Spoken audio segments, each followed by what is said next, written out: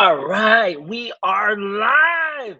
Hey everyone, I am so excited for this event together. Life is I know it. Everyone who's in this room knows it. Thank you so much to the thousands of people that have applied to join us live. We have got some of the hottest influencers from across South Africa. We've got some of the best upcoming filmmakers, and we're all driven by one key idea that we know something that many people don't know. That we have the power. The power is in our pockets. It's our mobile phones. And this is an atomic agent of change that we can use to create incredible stories that really can change the world. My name is Yusuf Omar, and I've been a mojo, a mobile journalist for about 11 years now, shooting, editing, and telling stories with my mobile phone. And I want to spend the next couple minutes telling you a little bit about that journey and sharing with you three key pieces of advice for anyone who's watching, any storyteller who's trying to change the world through their stories, trying to monetize media through their stories. I can share with you a few lessons. So I wanted to be a foreign correspondent. I wanted to be somebody who traveled around the world and told stories in hard to reach areas and traveled to war zones and natural disasters. And every year I asked, hey, can I go down this road? Can I become this foreign correspondent? They said, you're too young, you don't have enough experience. And I know you know what I'm talking about. If you're a creator or you aspire to be a creator, you've either had your parents tell you that you can't do it, or you've had a teacher tell you that you can't do it, or you've had the industry tell you that you don't have enough experience, so you're not quite who they're looking for, or you don't meet the brief.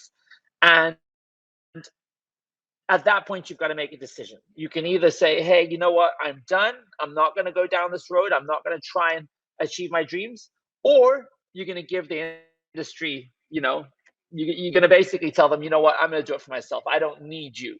And that's the choice that many creators make. And that's certainly what I did when the industry didn't want to work with me as a foreign correspondent.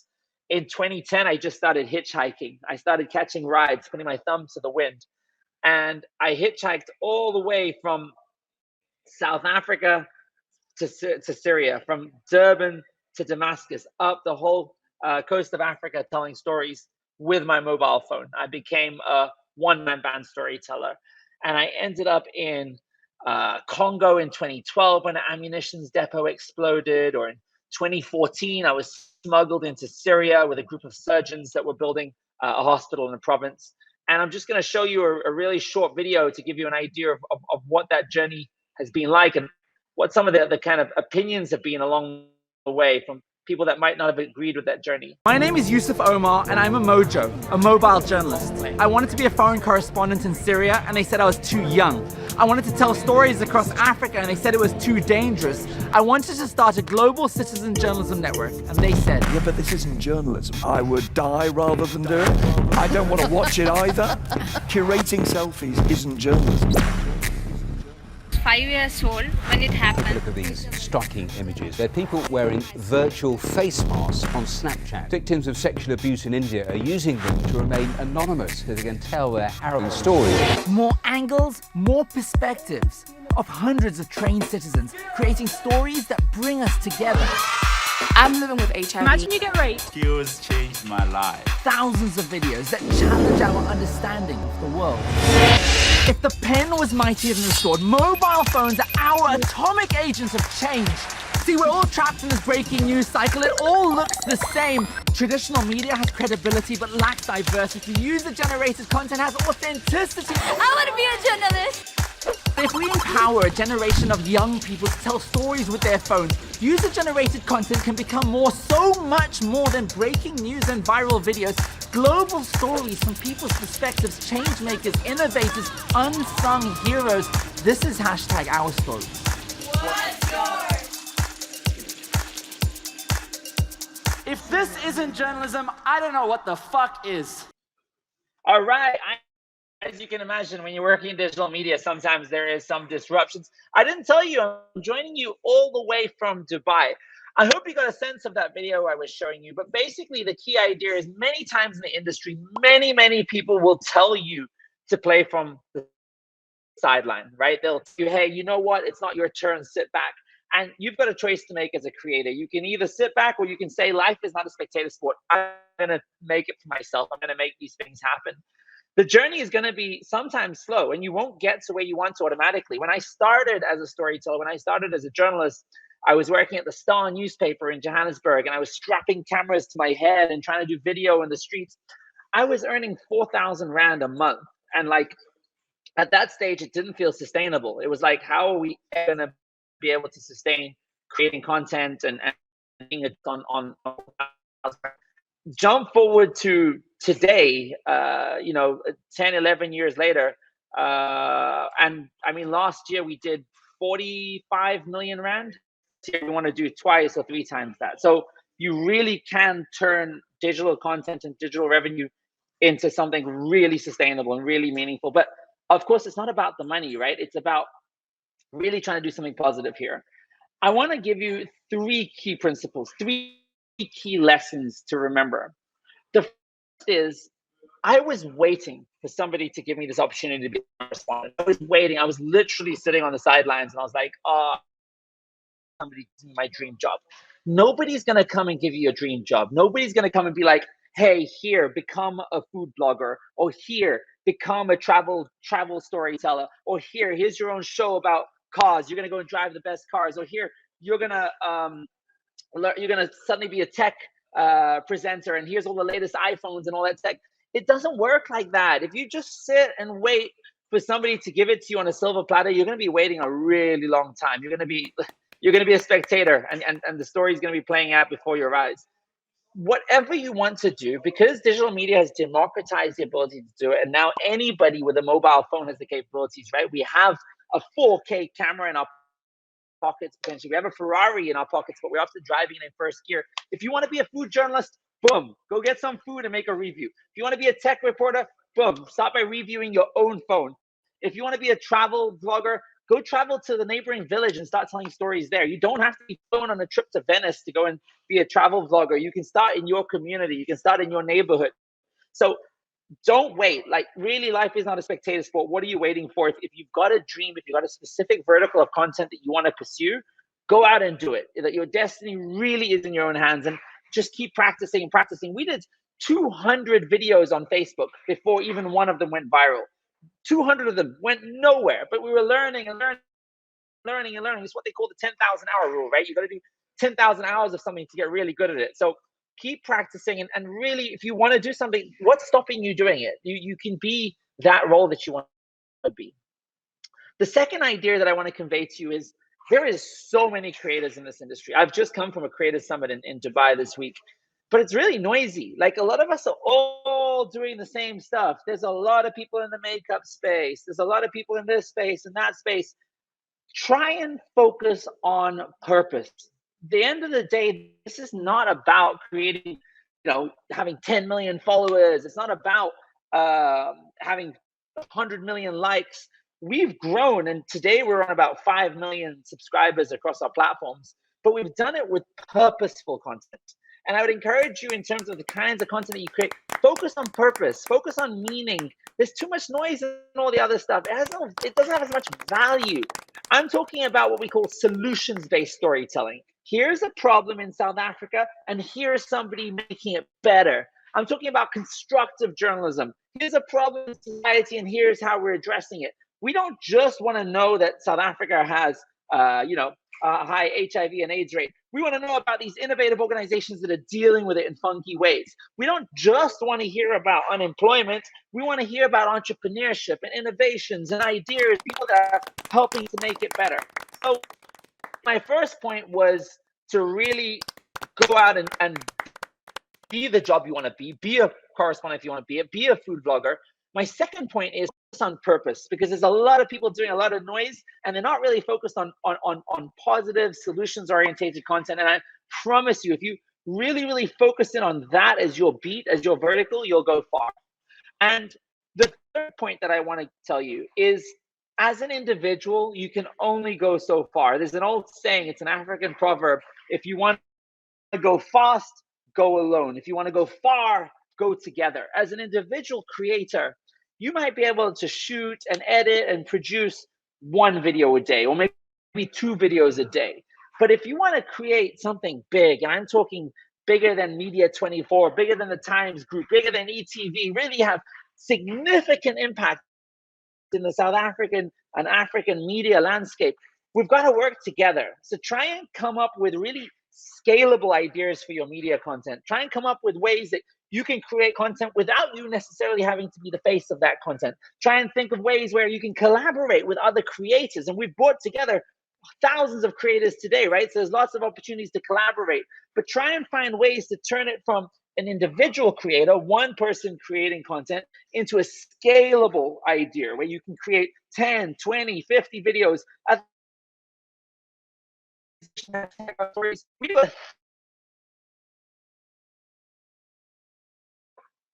And that's because we've come up with a scalable way to create content.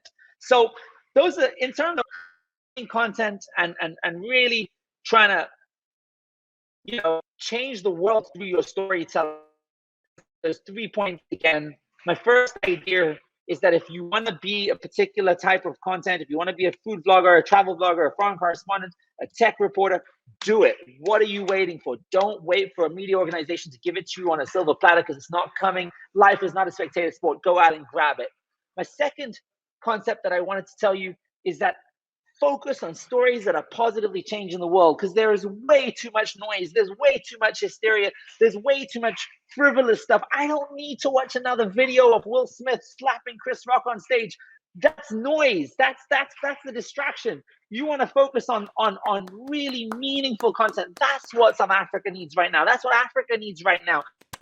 That's what the world needs to hear from Africa right now, is stories about how we are not like what you see on Blood Diamond. We're not child soldiers and war and famine. We are some of the fastest growing economies in the world. We're some of the youngest people in the world. We're some of the most ambitious people in the world. We want to showcase that story, and creators are at the front and center of that change. And my third point is build scalable media businesses.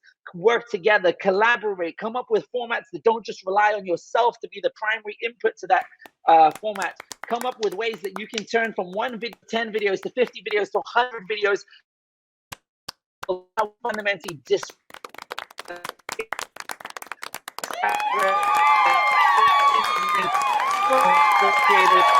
and around the world. We've got a really exciting day for you. But initially, Storm, the documentaries for Netflix.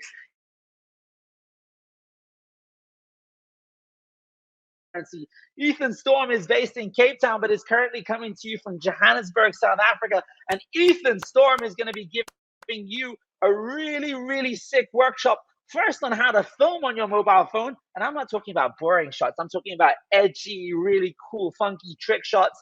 Then giving us an awesome masterclass on how to edit on your mobile phone. So everything you need is in your pocket. What are you waiting for? No more excuses. Life is not a spectator sport. Let's do this. Ethan, what have you got? Let's go.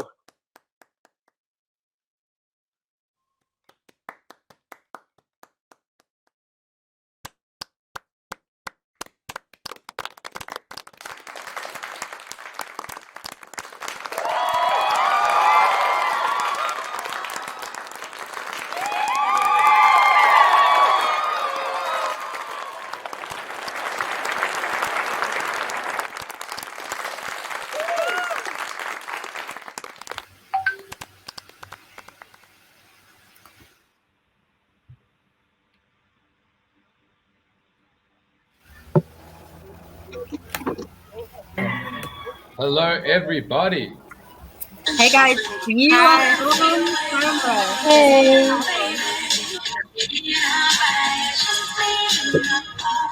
All right, we're all in. All right, thanks for such an awesome keynote, Yusuf. It's always really inspiring hearing about his story, even though I've heard it many times. It's really put us into this unique situation, and just to give you a little background of myself, I very much come from the traditional filmmaking world, went to film school, started working on Red Bull, worked with Netflix, projects as small as all the way to 3-minute videos all the way up to like hour and a half, 2-hour features, feature-length films. And I prefer not to be covered by before. It's one of my other weird quirks. So yeah, I mean, I've really seen everything from the biggest level of production scales right down to what we do now, which is mobile journalism, which is this interesting world where, as Yusuf says, we've got these Ferraris in our pockets. We've got these 4K, probably soon to be 6K cameras that can shoot, and we can edit, and we can pretty much build entire stories and edits and pieces of content without having to use anything other than the device that we carry around in our pocket every single day. Yeah, thanks for the shout, Josh. I think if you're not speaking at the moment, drop a mute mic just to just cut out some interference. But what I'm going to be talking to you guys about today is two things. So firstly, just running you through some of the fundamentals of filmmaking, of mobile journalism. You know, what does it mean, and what are some of the things to keep in mind? And then excitingly, I'm going to be cutting a video live with you all watching. And I'm going to be doing it on my mobile phone, and I'm going to show you just how easy that is.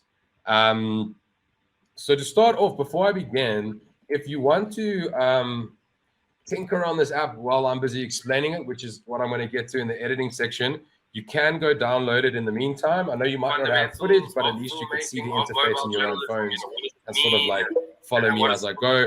It's called Vlog Now. You should be able to find it on the Play Store or the App Store, depending if you're an Android user or an iPhone user. Vlog Now, VN editor.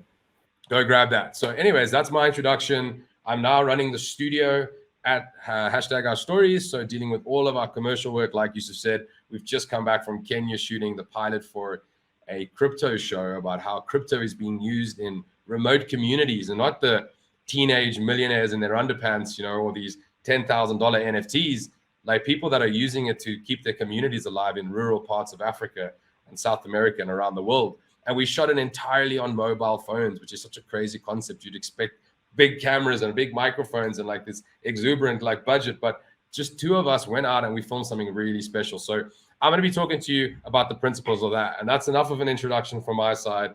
I'm Ethan Storm. I'm the studio head at hashtag Our Stories, and let me start teaching you guys some stuff. So I'm going to share my screen and just go through a little presentation that I've put together. Let me know, can you all see this? By round of applause. Can I get some claps if you can see my screen? That's what I want to hear. Thank you very much. Thank you. Woo! I'm starting on a high note. Hopefully I'll stick the landing. All right, so we've got some Mojo tips for you. We've got some mobile journalism tips that we want to talk to you about. I'm going to run you through what they're going to be, just so you know what's coming. And then I'm going to break them down one by one. All right, so the 10 tips we're going to be giving you is to plan, is that you're one of a kind, it's that you need to grab attention, be loud and clear, music matters, that you got to connect with your audience, keep it moving, get creative, have relevant visuals, and most importantly, even though it's a cliche, is you got to have fun. All righty, so step one. This is often the most neglected step of content creation, is planning. And the way we're talking about planning here isn't booking locations and calling people, and it's nothing. It's about taking your story and thinking and basically stepping back from your story and going, what sections or segments can I divide my story into? And then thinking, what way am I going to order those sections? How am I going to tell my story? And what is the most effective way to tell it? How do I make sure that it's got the most interesting thing about it, that it's there front and center? How do I build suspense throughout? And this is storyboarding. So if we take, for example, we were submitted a story by one of Reebok's audience members about they were attacked by a shark and then got into Paralympics and into surfing and back out into the water. There's a lot that can be done with that story. Do you want to give away everything right up top? Probably not. You don't want to say within the first 15 seconds what that entire story is, like I just did now in 5 seconds. You want to start with maybe the incident, you know, and build suspense throughout that and be like, whoa, where's this going? And then it's the journey of getting back into the water and becoming, you know, getting back on the board. There's a journey, there's an arc. So it's important not to front load your entire piece of content with your whole story. You want to leave a little bit to be desired. And everyone's story is different, which is going to lead into our next point. But the essence of what I'm saying here is to step back from your story, look at all the individual pieces, and really, really give thought to how you're going to structure your story before you even shoot anything. Plan. And it's important to plan, and only you can do it because you're one of a kind. And by that, I mean, we're all unique, right? We've all got our own stories, and no one else has lived your life, walked a step in your shoes, or slept, you know, a night in, like, you know, wherever you find yourself, whatever situation you find, whether you're at home or in an apartment or in a hotel or you're on the road. No one has lived the life that you've led, like no one else but you. So you know your story, and you need to highlight and stay true to that uniqueness. You're special. No one else has walked your path. So you need to look at your journey and always lean into what makes it uniquely your own. And it's the little things. It's not only the people who won gold medal at the Olympics who we want to hear from. You know, that doesn't mean your story is not only worth telling once you cross the finish line. You know, the story is worth telling while you're running the race. So don't think that because you haven't gotten that accolade, or you haven't been accepted into that academy, or you haven't, you know, shaken hands with that person, that your story is not one that people want to hear. Because a lot of people are in similar situations to you, and they want to hear from people that are walking the same road that they are.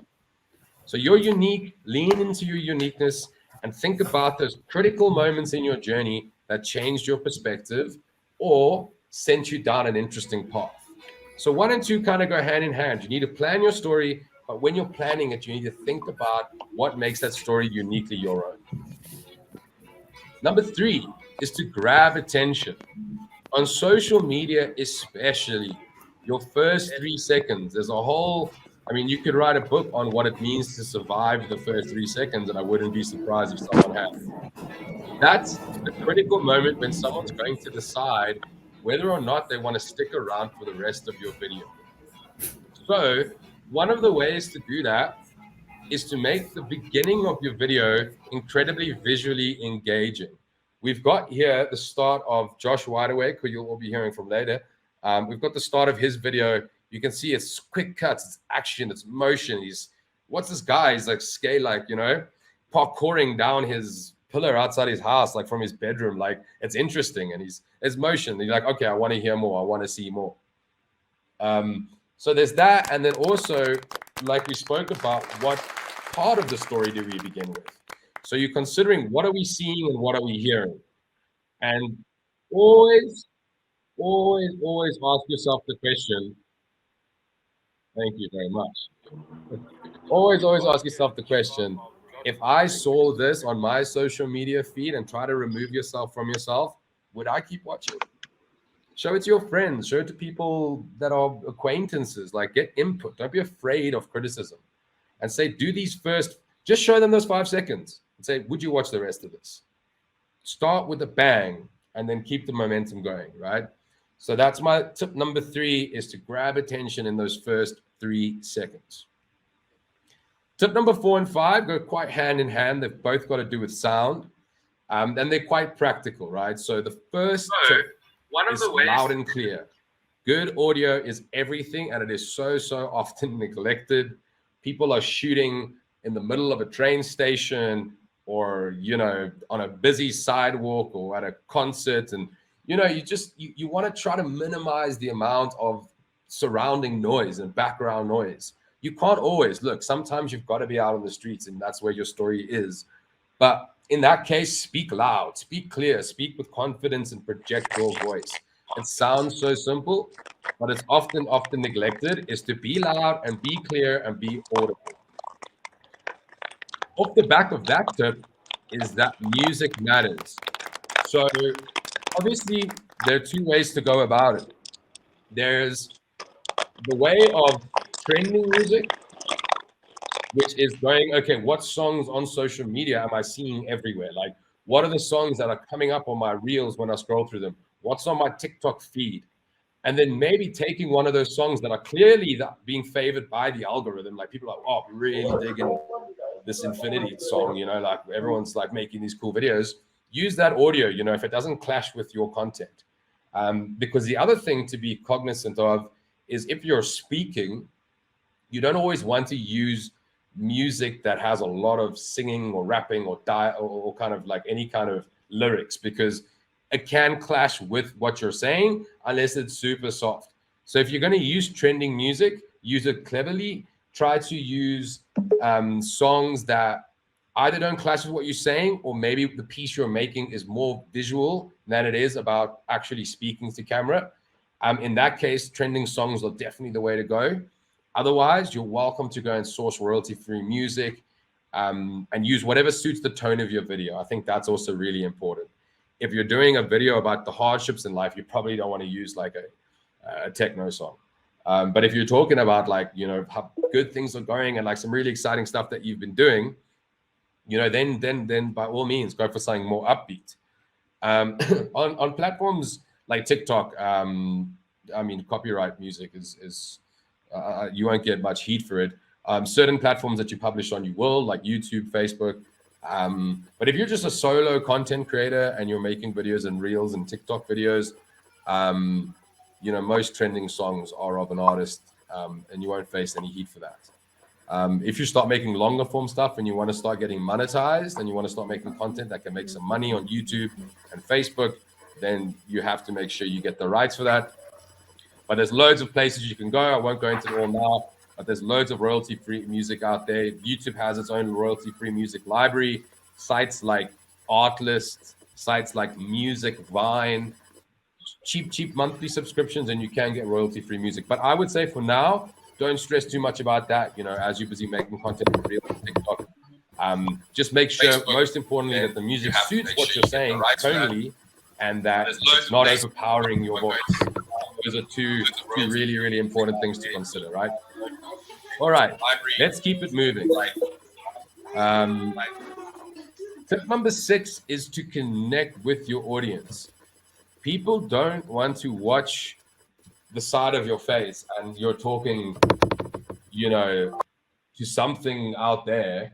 People want you to speak to them. They want eye contact. They want to feel like they're having a conversation with you.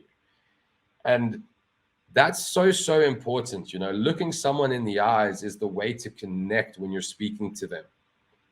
You know, the whole saying of like, if you're talking to someone outside, take off your sunglasses, you know, look them in the eye.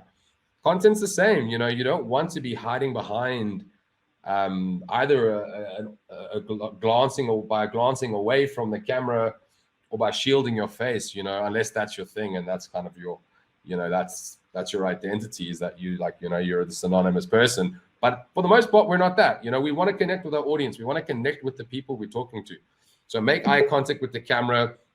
Don't go all big with, you know, graphics and going all over the top and full screen images, and the audience never getting a moment to actually see you and to just feel like they're part of the conversation that you're having. And that can be laughing, it can be you smiling, happy, it can be moments of you know, tough moments in your life, moments where you felt like, you know, you were overwhelmed and you were trying to make it through something really, really difficult. And maybe there's tears, maybe there's crying, maybe it isn't a big smile and a loud laugh. Maybe it's a really vulnerable moment that you want to share with them too. But all of these just play into the idea of connection. When people are on social media, they want to see stuff that they want to feel like their friend posted it. You know, the stories format, the TikTok format, the Instagram Reels format. It's something that anyone can do. And for that very reason, there's this sense that, oh, this could be my buddy. So when you're talking to your buddy, you're looking them in the eyes and you're having a conversation. So that's point number 6, is to connect with the audience, eye contact, speak to them like they're your friend. Don't speak to them like you're standing at a stadium in Wembley, you know, or Wimbledon, or you're at this massive event. Like, you're not preaching, you're not standing on a stage. You're having a conversation with a friend. And keep that in mind when you make your content, and you'll see just how successful that can be. And the responses you get in the comments, will be that of compassion and that of connection, which is what we're ultimately striving for here. All right. Point number 7, keep it moving. So this plays a little bit, excuse me. This plays a little bit into points that we raised earlier, which were about, you know, the opening 3 seconds, keeping it visual, making it interesting. This is just in general, more so across your edit, is to have movement. Like, you could easily do a video where you're sitting in front of your computer like I am now. I'm looking into the camera and I talk for a minute and I say 5, I touch on 5 different things within this minute. If we were to look at the storyboard, I've got 5 beats that I'm hitting and I'm just sitting in a chair. That's fine. That's cool.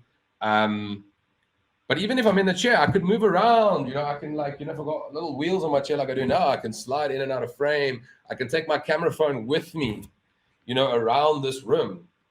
But beyond that, go outside, you know, take a walk, take us on a journey.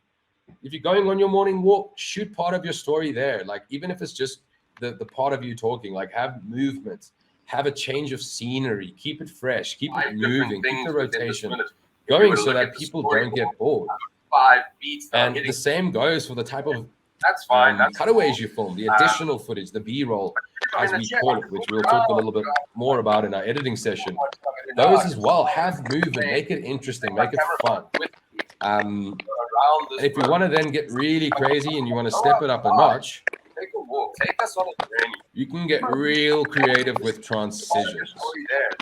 So here we've got a video compilation of some of the transitions that we've done on this Reebok Life is Not a Spectator Sport campaign. And you can see it just adds an element of clever professionalism and production value almost. It's just so, it makes it feels like that the person who's doing this really gave it thought and really knows what they're doing. But the secret is that it's not difficult to do. If you go on TikTok, there's loads of creators like Jeremy Lynch, loads of guys who base a lot of their content in these crazy transitions, and they're all just, and you can watch the video here. A lot of these are trending transitions. Some of them we thought of on our own, and the creators themselves thought of it. But just being smart. Like, I love the shot of Josh jumping, or their Ponahela kicking the camera, and then she's in a new location. Or Josh jumping over his phone and then revealing, and then Melissa putting the phone to the mirror, pulling out, new location. Those things, and there's loads of that online and on TikTok, and you can even just think yourself, okay, how am I going to get from here to here, and how can I do that creatively? That'll just take your edits to the next level. And I'll show you a couple of things that I did when I filmed my preview video, or my when I'm going to be doing my live editing session, the video I filmed for that. I did a couple of transitions that I'll walk you through as well. And don't worry, I'm going to open up, before I go into the video editing, I'll open up for a couple of questions, if you'll bear with me just for the last 2 points. Point number 9, tip number 9 for Mojo: keep your visuals relevant. So we're speaking here about cutaways. Some people call it B-roll, overlay, whatever you call it, it's all the same thing. It's essentially what you see while you're what the audience sees while you're talking, because they're either watching you speak or you're showing them something else. So in this example, we've got Musa Keys, and he's in his car and he's busy listening to his song on the radio and vibing out. And that's because in that part of the video, he's talking about hearing his song on the radio.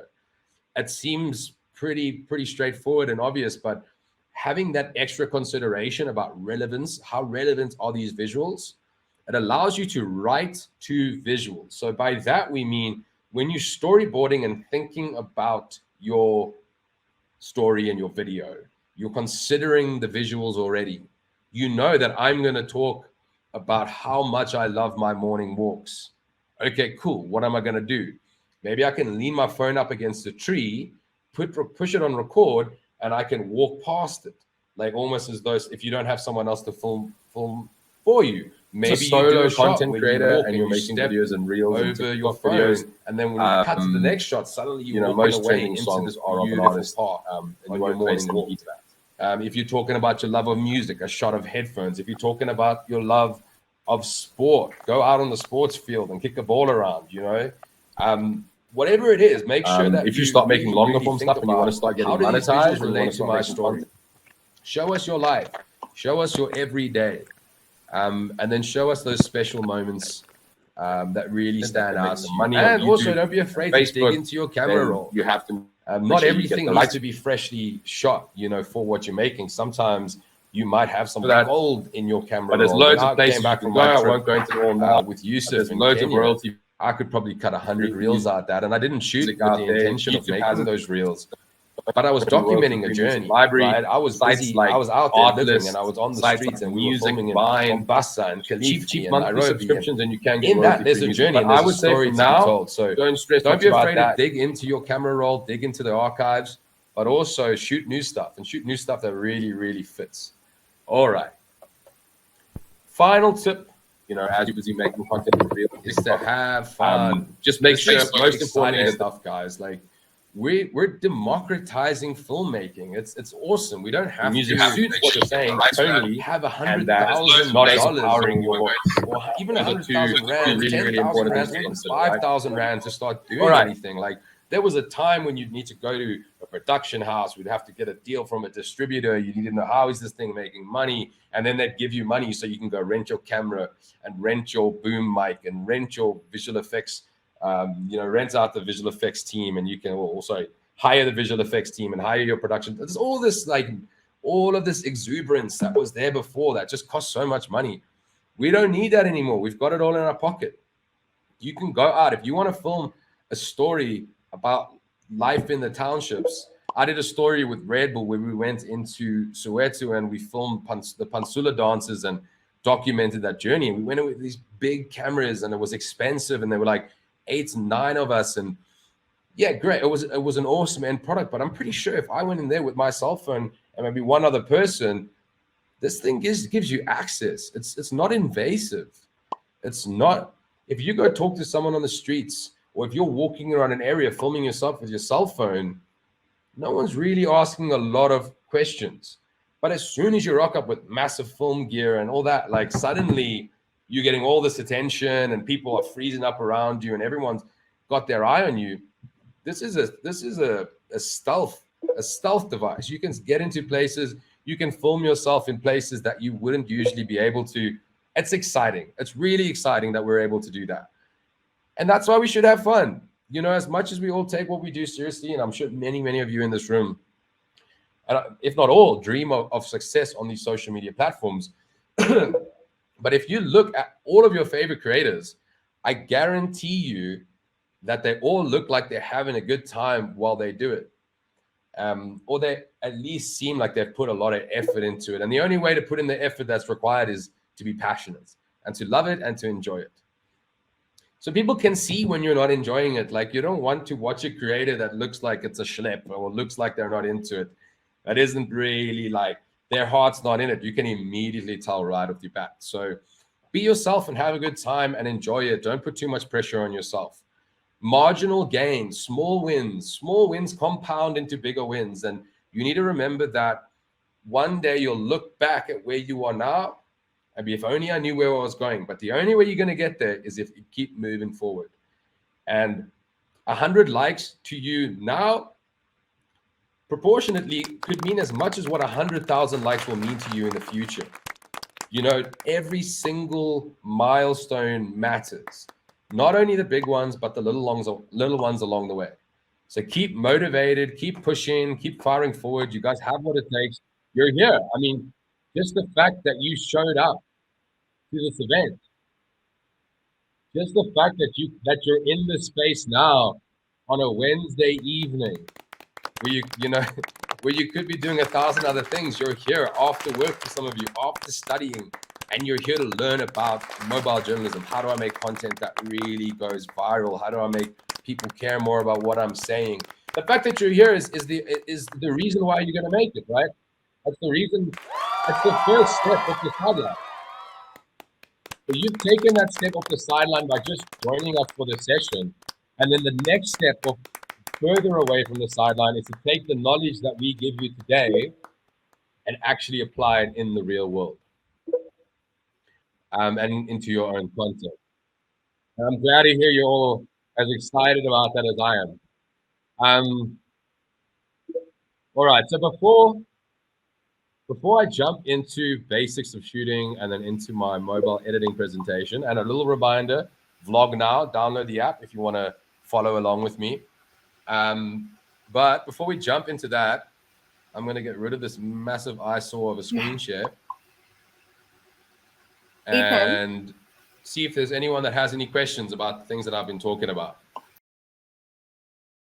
If there's anything that'll refresh your mind on questions, the 10 tips were plan and storyboard, to lean into your uniqueness because you're one of a kind, grab attention in the first 3 seconds by either your most engaging soundbite or most engaging visuals, speak loud and clear, find a quiet space or speak up and rise above the noise, make sure your music fits the tone of your video, and if your video is suitable for using viral songs in terms of like the lyrics aren't going to clash with your dialogue, go that route, see if you can get the algorithm on your side, connect with your audience, eye contact, you're having a conversation with a friend, keep it moving, keep it, don't be too static, change locations, show us interesting things, be kinetic, move forward, keep that momentum going. Creative with your transitions, think about how you're getting from this place to that place, have relevant visuals so that what you're saying matches what we're seeing, and lastly, have fun. This is an exciting space. So those are the 10 in a nutshell. Are there any questions that I see some are popping up here? Your content is conversational. How do you get creative with that? Editing, which apps would you recommend? Okay, I'm going to get into the mobile editing apps in just a second. But to answer the question about conversational stuff, look, like I said, there's no, and I don't want to create the impression that there's a one size fits all solution here, right? If you're a podcaster, what are you going to do? Run around your studio? No, obviously that's a sit down format. So these are general rules of content that work, right? If you have the opportunity, if you're not moving just because you haven't thought of moving, then I'll consider doing it. But if you've made that decision, you need to know the rules in order to break them, right? You need to know, less is more when you know what more is and you choose not to do more. It's a saying that's always stuck with me. You can't just do minimum because you don't want to try maximum. Know what that looks like and then decide, no, I need to sit down here and have a conversation across the table. As long as you've considered the alternative and have decided that what you're doing is right, then by all means, go ahead. There's no one rule. But where you can have motion and movement and keep things kinetic, it shows through the statistics that really, really does work. And just from my own personal viewing experiences, it's stuff that I love to watch. How do you maintain individuality while trying to gain an online presence? Well, I think there's a certain way to look at that, right? In many, many ways, your individuality is your presence. So they're not separate things. Like, you don't want to change who you are to make content you think people will like. You want to make content that reflects who you are, and then people will like it because it's authentic. If you're putting on an act, you're going to burn out. You're going to run out of steam. You're going to run out of ideas. You're going to not know what to do next because you're constantly having to think about what's the audience going to think. All the things we're teaching you here rely on you being yourself. These are all about the craft. This is all about how do you package it? How do you edit it? How do you structure it? This isn't about who you are. Who you are is what you want people to come for. That's the only, if you're yourself, people will stick around. If you pretend to be someone else, whoever you're pretending to be is already better at that than you are. So be you, and your individuality will be your online presence. They don't work against each other. Hopefully that helps. Anybody else? Ethan, we do have.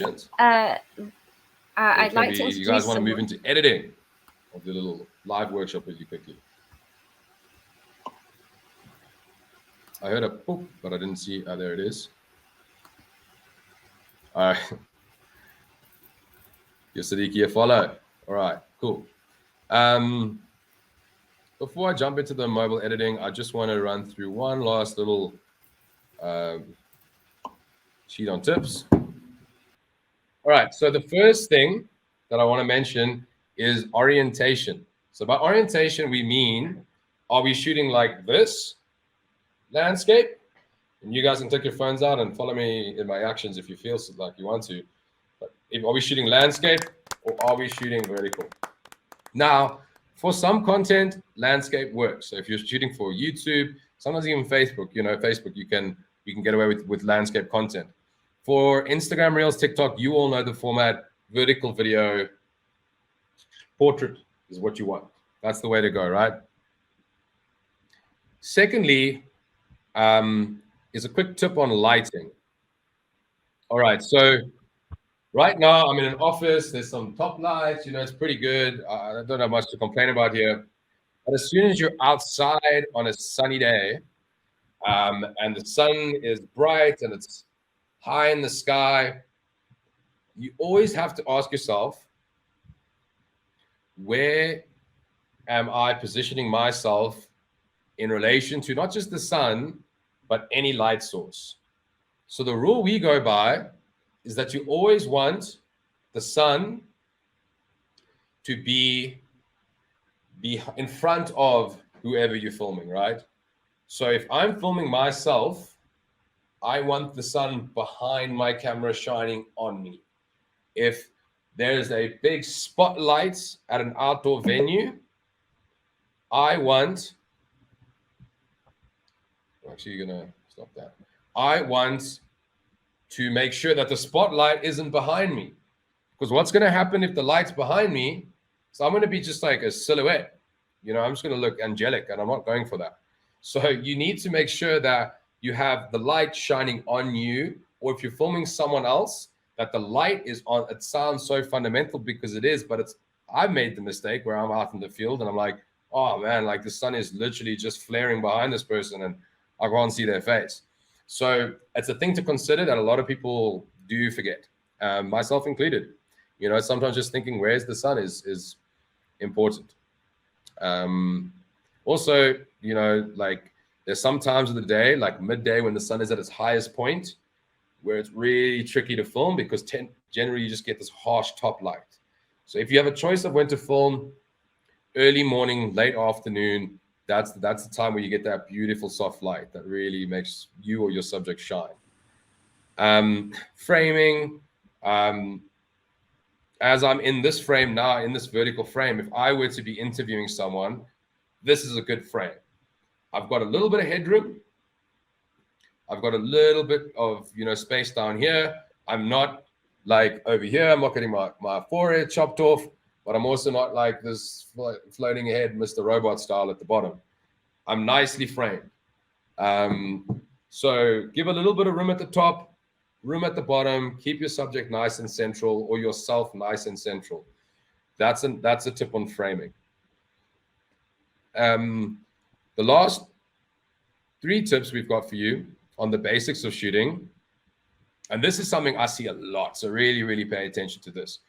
When you're filming something, don't move past it in an instant. You need to think of your shots like almost as though they're photographs. And by that, I mean, if I'm filming someone, I don't want to film there, and then I'm there, and then I'm there, and then I'm there.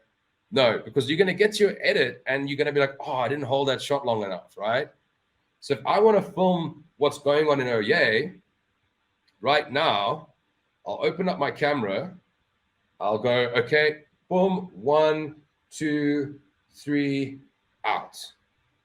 If I want to film, I'm going to use my Oye camera as though it's my cell phone now. I've got a foosball table here. I want to get a shot of this foosball table. I'm not going to go, okay, now I'm going to get a shot of coffee and the TV over there. No. That's not what you want to do. What you want to do is come foosball table. Ooh, which am I going? Yeah. 1, 2, 3. Then you're going to go, I want to get a shot of that microwave station. 1, 2, 3. Then I'm going to move on. So treat your videos as a series of stills. In short, lock onto your subject, hold it for 3 to 5 seconds, and then move away. Then you'll have enough what we call handles in the edit, which is how long you have on either end of the, how long you have basically to hold the shot before you have to cut. You'll have enough of that. Second to last tip, I had someone comment about not being able to hear me properly. Am I okay for everyone else? Yeah, you're fine. We can hear you.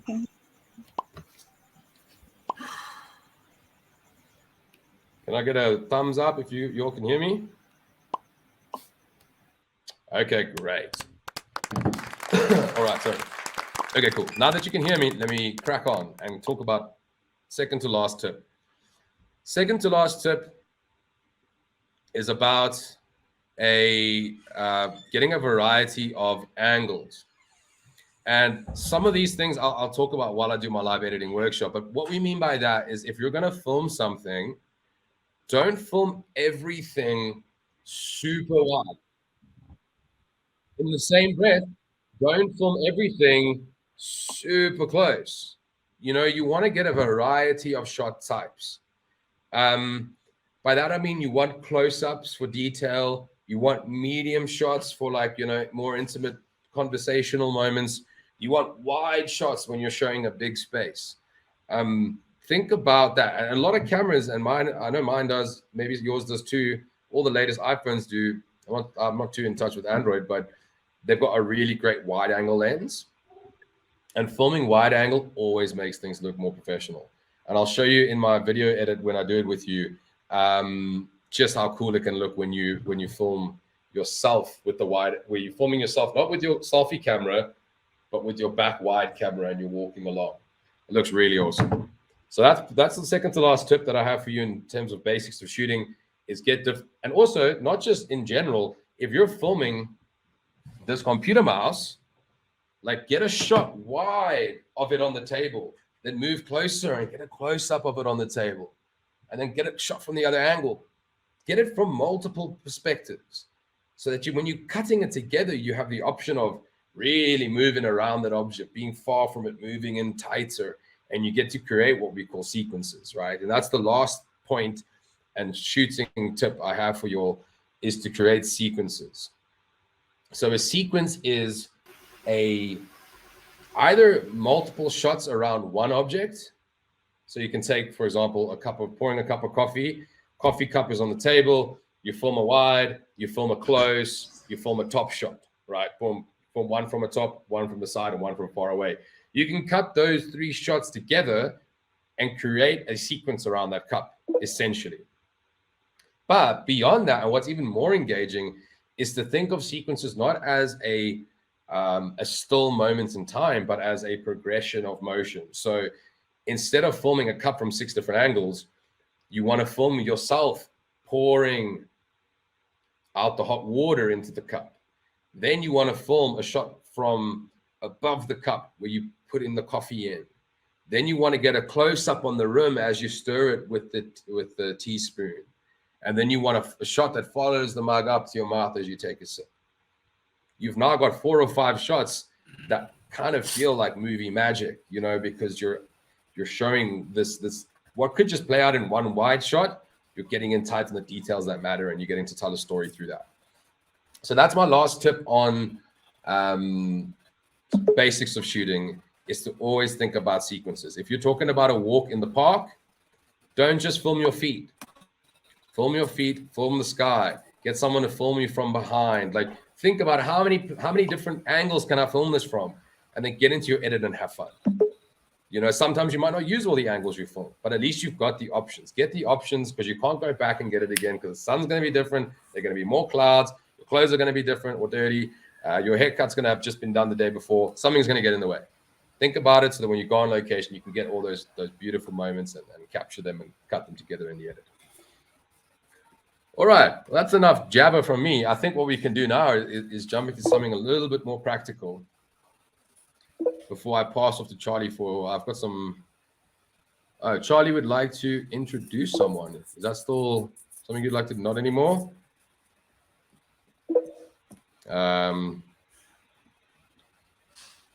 Thank you for touching on the unique story. Yeah, you guys are all one of a kind. Don't forget it. The last one here. Looks really awesome. So that's the second. What is this? I can't read part of this. Not being relatable. So to hear that it's really okay to be you. Yeah, exactly. You want to attract the audience that resonate with who you are. Like, I'm not going to go start a gaming channel. I don't play games. Just because I see gamers are getting loads of streams and lots of money, I'm not suddenly going to start playing Fortnite and think people are going to care. Because I'll never be as good as the next big Fortnite player, whatever. So I'm going to make content about what I love to do, who I am, what I think is interesting.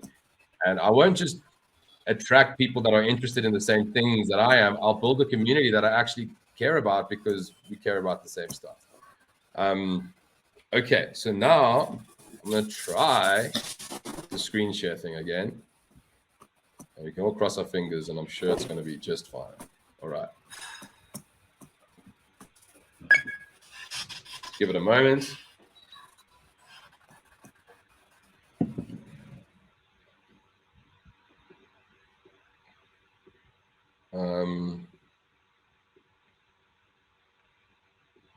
Yeah, I think it's just loading. So if you all bear with me. Any other questions you have, feel free to pop them in the chat while we wait for the screen share.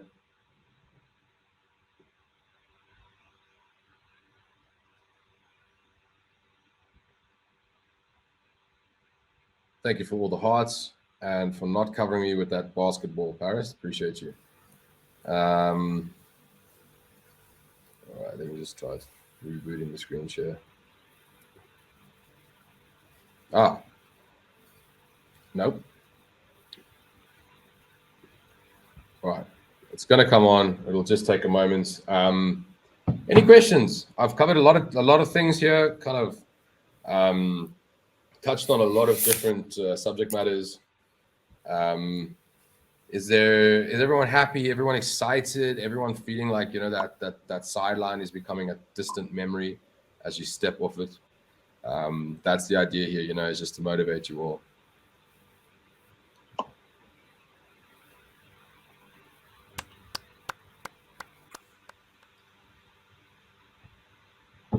See, well, this is exactly what I'm trying to get to now.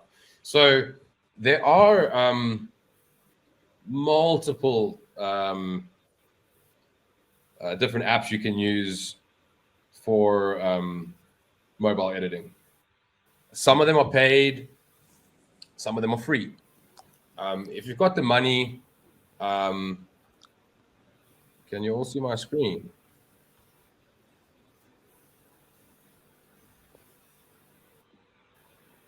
Can we see my screen, guys? Is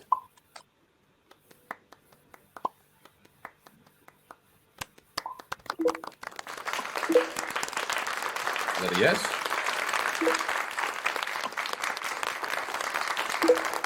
Yes, we can see Epic. your screen. Cool.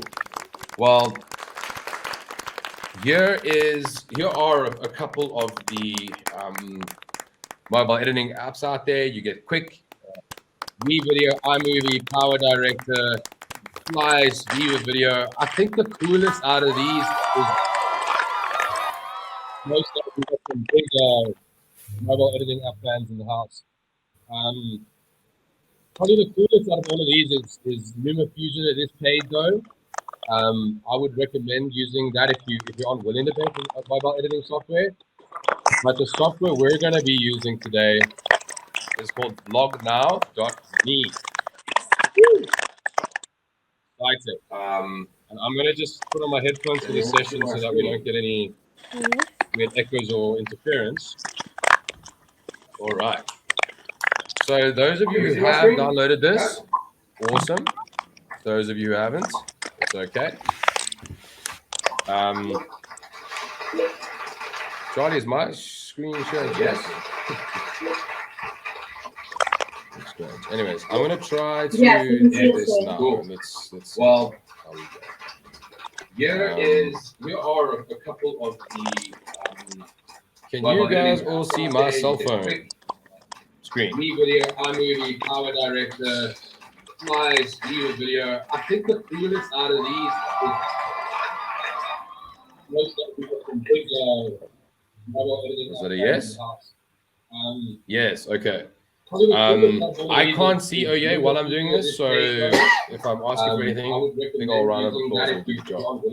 I'm going to share my software we're going to be using today is called Lock Now. There's I created a folder with a bunch of footage that was, well, all the footage that I filmed for this video specifically. So when you open up the Log Now app and you create a new project, the first thing it does is ask you, what footage do you want to import? The only footage that you actually go and import, and this is really important, is the footage of you speaking, all the talking bits. That's what you want to get in first, right? That's the good stuff. That's your story. And you'll see what it's done here is it's basically laid everything out on a timeline for me. Am I still there, guys? Are you all seeing this? Great, cool. Right, of course, is all I need. All right, so I've laid this all down on a timeline. And I realized I've pulled in one thing I didn't need. Cool, now then the first thing you want to do is organize your bytes.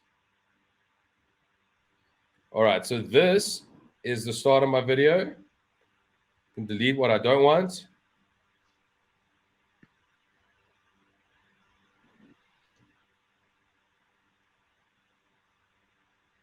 Cool. Now I want to do a cool little transition there on the hand covering. This is all stuff. This is when we spoke about storyboarding and planning out your shots, right? This is all part of that because I planned out a little transition here. When I cover the phone with my hand, I want to add in another shot that I did of a ping pong table. So I'll go down back to that Reebok Creator Summit folder, find the ping pong shot. It's this one here. That'll come in. I want my endpoint there. Hope you're all following that. I'm just basically now cutting together my narrative, right? Cool. There's my next cut point. Ping pong falls. Create an edit there. And then there's one more soundbite I know I want. And literally that quickly, I pretty much put together my narrative. And this is one of my shoe. There we go. Pop that in there. Shoe comes away. That's my cut point. Make the edit and cut the part here that I don't want. Right about there. And then I think these two sound bites, I just want to swap around. This one here.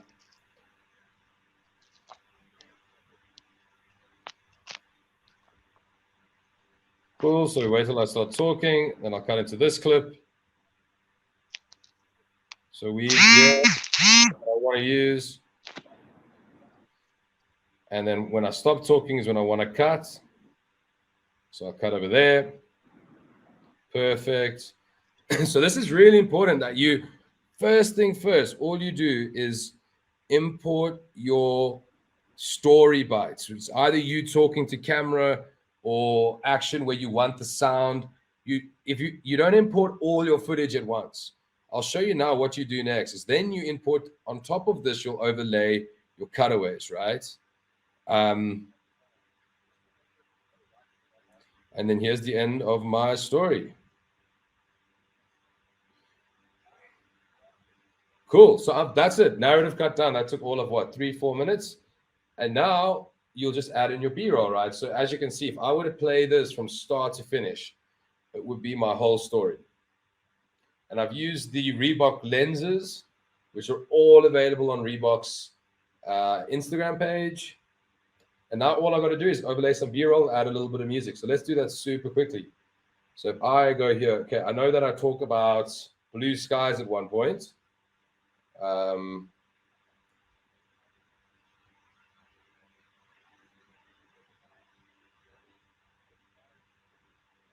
know I'm going to say blue skies here, right? So go back into my folder. Here's a shot of blue skies.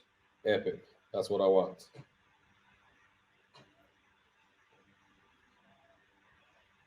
And now I know I'm saying that maybe I love animals. So I'm going to quickly throw in a shot of a doggo. There's a big dog here where I'm at, and I've got a nice shot. So I'm going to throw that in. down to the Reebok Creator Summit. Here's the shot of the dog.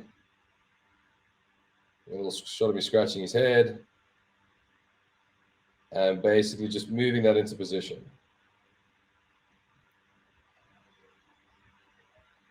And then I say, oh, I'm into crafts. So I got a little shot of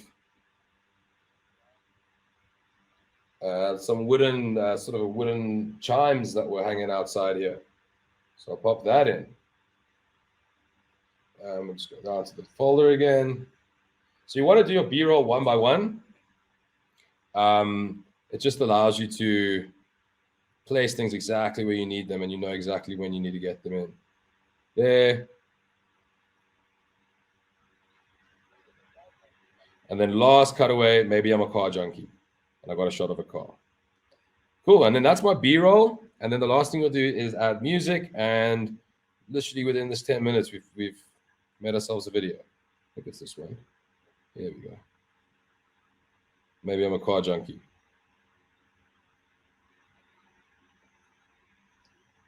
Awesome. So there we go. I've got my B-roll in. I've ordered my story clips.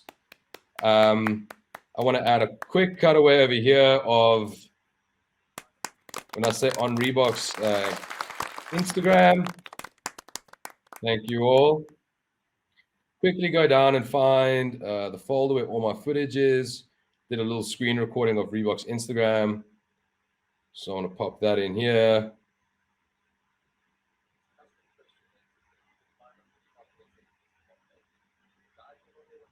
Cool, there we go. I just want to put this in. And I want to just resize it by using this little drag. Get it nice and big so it fills the screen. And then just position it somewhere nice. Alrighty, so that's pretty much it. Last thing I'll do is I'll go find a piece of music.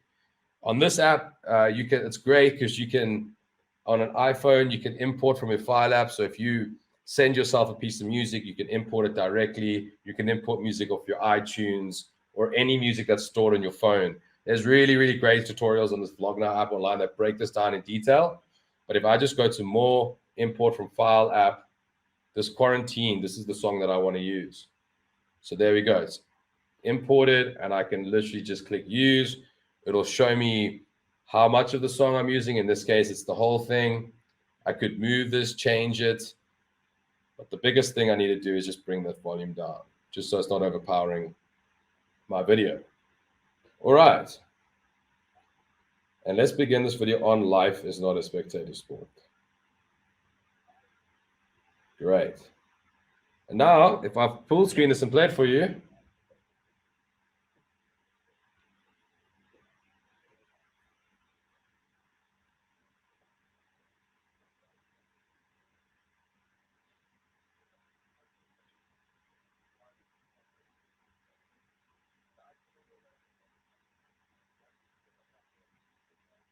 so immediately what I can tell you guys is an important consideration is I've noticed this clip is a bit soft, right? So in this app, you've got a volume control over here where you can go to the shots that are particularly soft and you can increase their volume. That shot was particularly soft. This shot was a little soft. And this is just, we were talking about the importance of sound. This is where you kind of really need to have an ear to what isn't audible enough. And just like that, I know this is loud enough. I know these are all good. I know this one's good. And this one can come a little bit up. Cool. And with that little pass, we should have a finished video.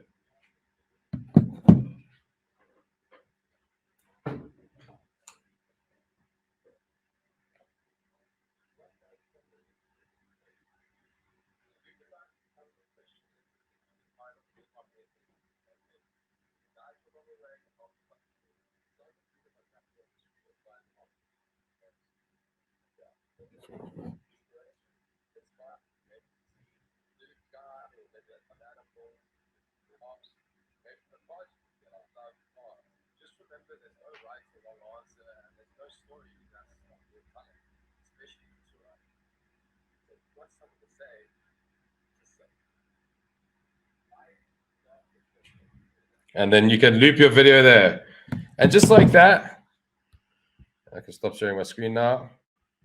And just like that, you can edit together a video that's very much in the format of the videos you watch from the movement makers. And obviously, if I spend a little bit more time on that video, I could obviously spend 5-10 minutes finessing each cut point to be really, really bang on and to be perfect. But the point I was trying to make there is, look how quick that is. It's really just utilizing the idea of, okay, cool, there's a dog at this house, there's a sky above me always, there's a car, there's some crops. Okay, I know what visuals I have to work with. Let me incorporate that into my dialogue so I've got something that I can cut away to. And then using the lenses on the Reebok page, which you can go to Reebok SA and access their lenses. There's one lens that has the "Life is not a spectator" sport text. And there's going to be another lens that you'll see that is the question lens that I talk about in the video. And you can go in, use that lens, record yourself with it, and save it to your camera roll. And then you bring it into an app like Vlog Now, and you begin cutting together your story. And then you overlay that with B-roll that you filmed or cutaways that you filmed in addition, and then find a good piece of music. That's really, really all it comes down to. And then once you're done, you can add some captions in TikTok, or you can add captions in Instagram. And you can do that natively in the apps themselves, which I would actually recommend. The apps tend to like it when people do stuff to the videos on the app itself. So that, I just wanted to share that quick little workshop just to show you how easy it really is, because I know it can be kind of daunting. You're looking at the videos play, and the movement makers did such an incredible job with giving us great footage. And, you know, our edit teams worked really hard on it. But honestly, this little device is all you need to do it. You can film it, save it to your camera roll, import it into the app. And if you don't like Vlog Now, you know, go find another app. There's so many mobile video apps, but they're all essentially the same thing fundamentally. Build your story, import then your B-roll, your additional footage to overlay when you want it and when it's relevant, and then throw in some music that you feel works and make sure that your dialogue leveling and the music leveling is all spot on. And yeah, that's pretty much as simple as it is. And do your captions in TikTok or on Instagram. And you can start literally tomorrow. Like I did that in an afternoon. In about half an hour, I shot all that stuff. And you saw it took about 10 minutes to edit. Obviously, maybe I've been doing it a little bit longer. It might take you an hour or two to figure out all the ins and outs. But the more you do it, the better you'll get, you know. Your first video is always going to maybe be the biggest learning curve, but your second video, less, until you really, really start to understand what's going on.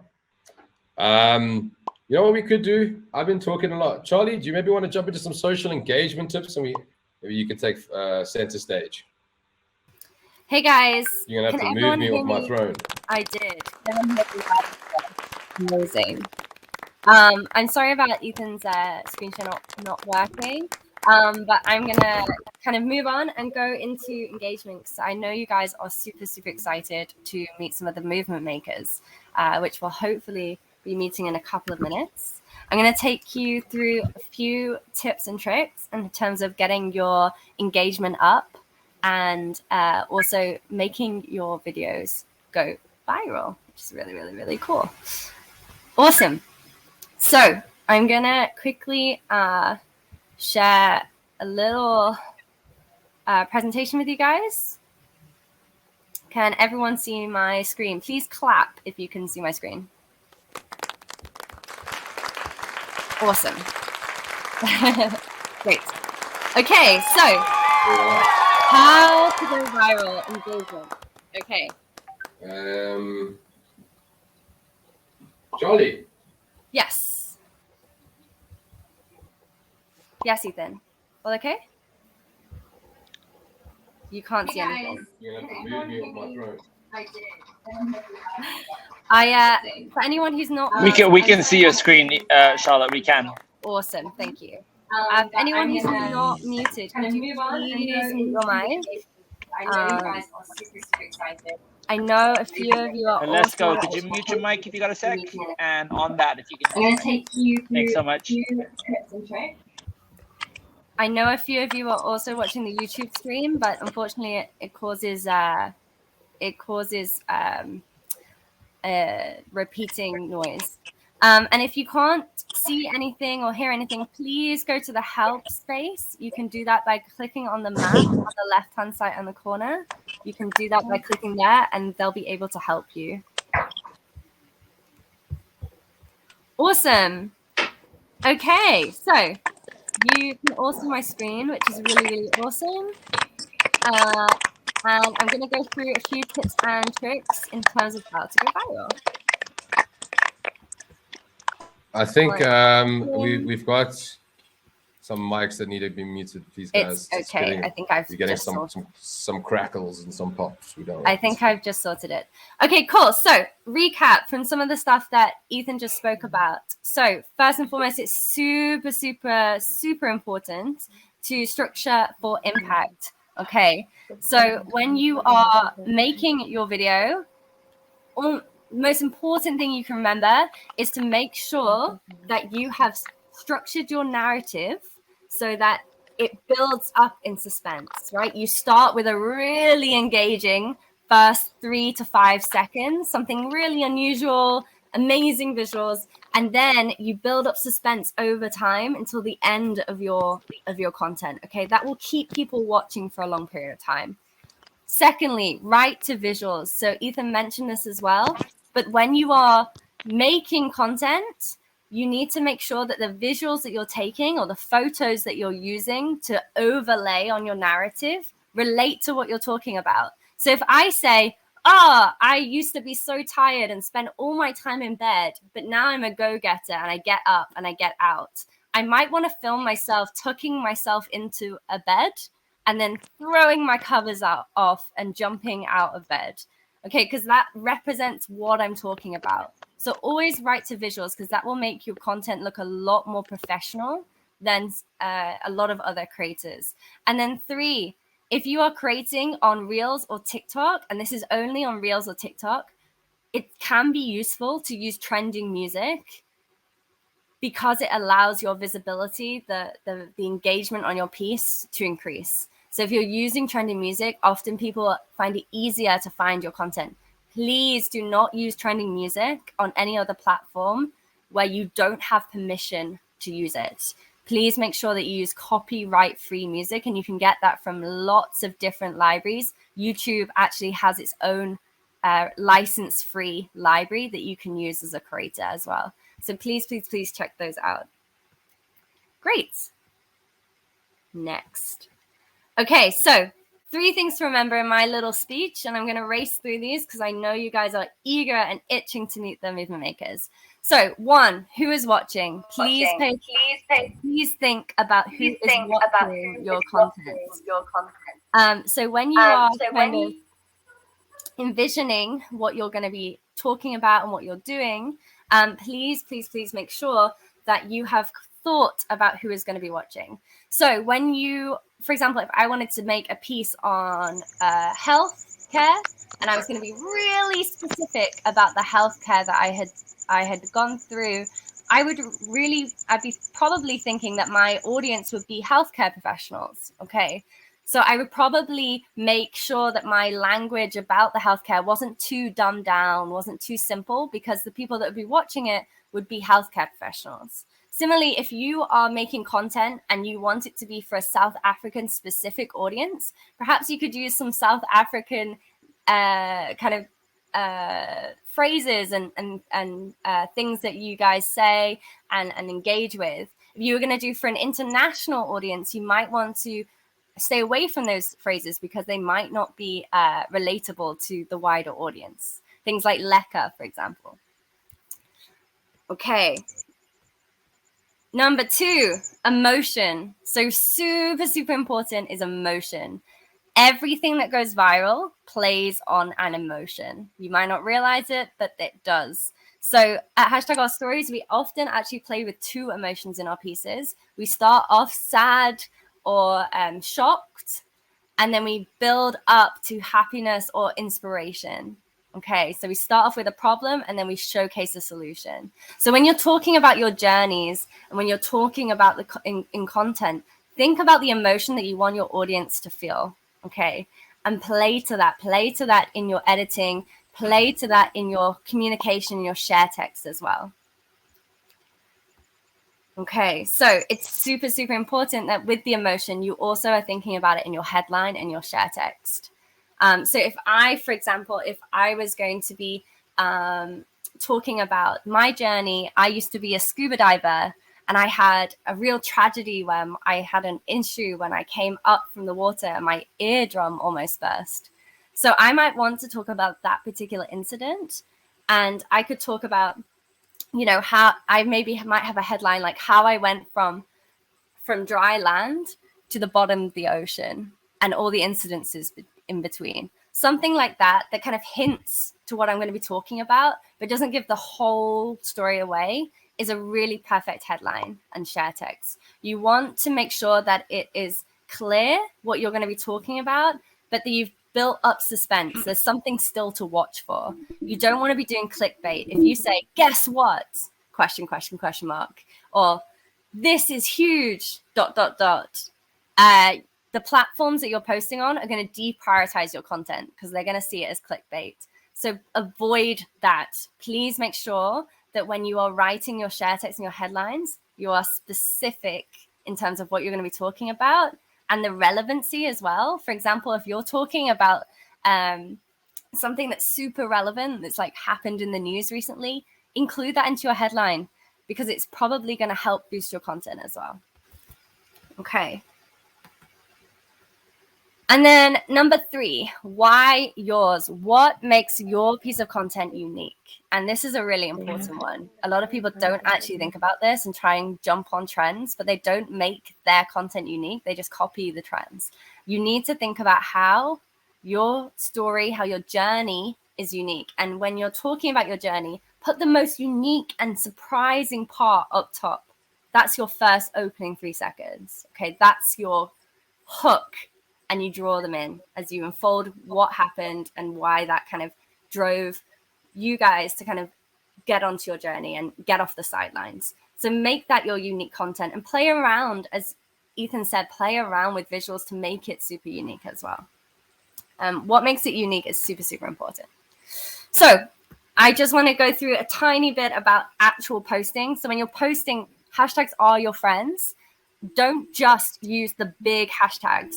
So if, for example, if I was going to message about, if I was going to do a piece on Ukraine right now, I might not want to just put hashtag pray for Ukraine, because what might happen is my content will be flooded with lots of other content of people all using the same hashtag. And there's so many people posting under that one hashtag that people won't find my content.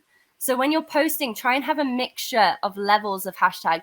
Get on those big followed ones, but also have hashtags that aren't as followed, aren't as engaged with, so that you have more chance of your content being seen. Okay. Next, quick points.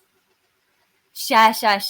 So when you are creating content, try and make sure that you are creating additional content and sharing it across platforms. So if I was going to post a reel, I would make sure that I also shared that reel on my Instagram stories. I would then also share that story to Facebook stories. And then I might even want to make a longer piece of content and post that onto my YouTube or onto my Facebook, linking back to my original reel. Try and get as many people on different platforms coming back to the same piece of content. And you can do that by posting teasers and trailers on different platforms and getting people back into your real content. It's really difficult to convert people from platform to platform. So you have to make it really convincing. You have to give them a taste of what you're offering. And in terms of impact lists, it's really interesting actually to create impact lists where you have pinpointed people who are going to be interested in your topic. Don't just send it to random people. Find people, influencers who are particularly interested in the topic that you're talking about. So if I was going to be talking about scuba diving again, my journey scuba diving, I would be looking for influencers who already blog and talk about scuba diving and are in that community. I would then approach them in their DMs very appropriately, very kindly, very sweet and nice, and say, hi, I think this is the story of my journey, scuba diving. I thought it might be of interest to you, and just send it like that. Don't ask them to share it. Don't say to them, you must look at this. And don't copy and paste the same message to absolutely everyone. Make these messages personalized and say it might be something of interest to them. And you may get lucky, they might share your content.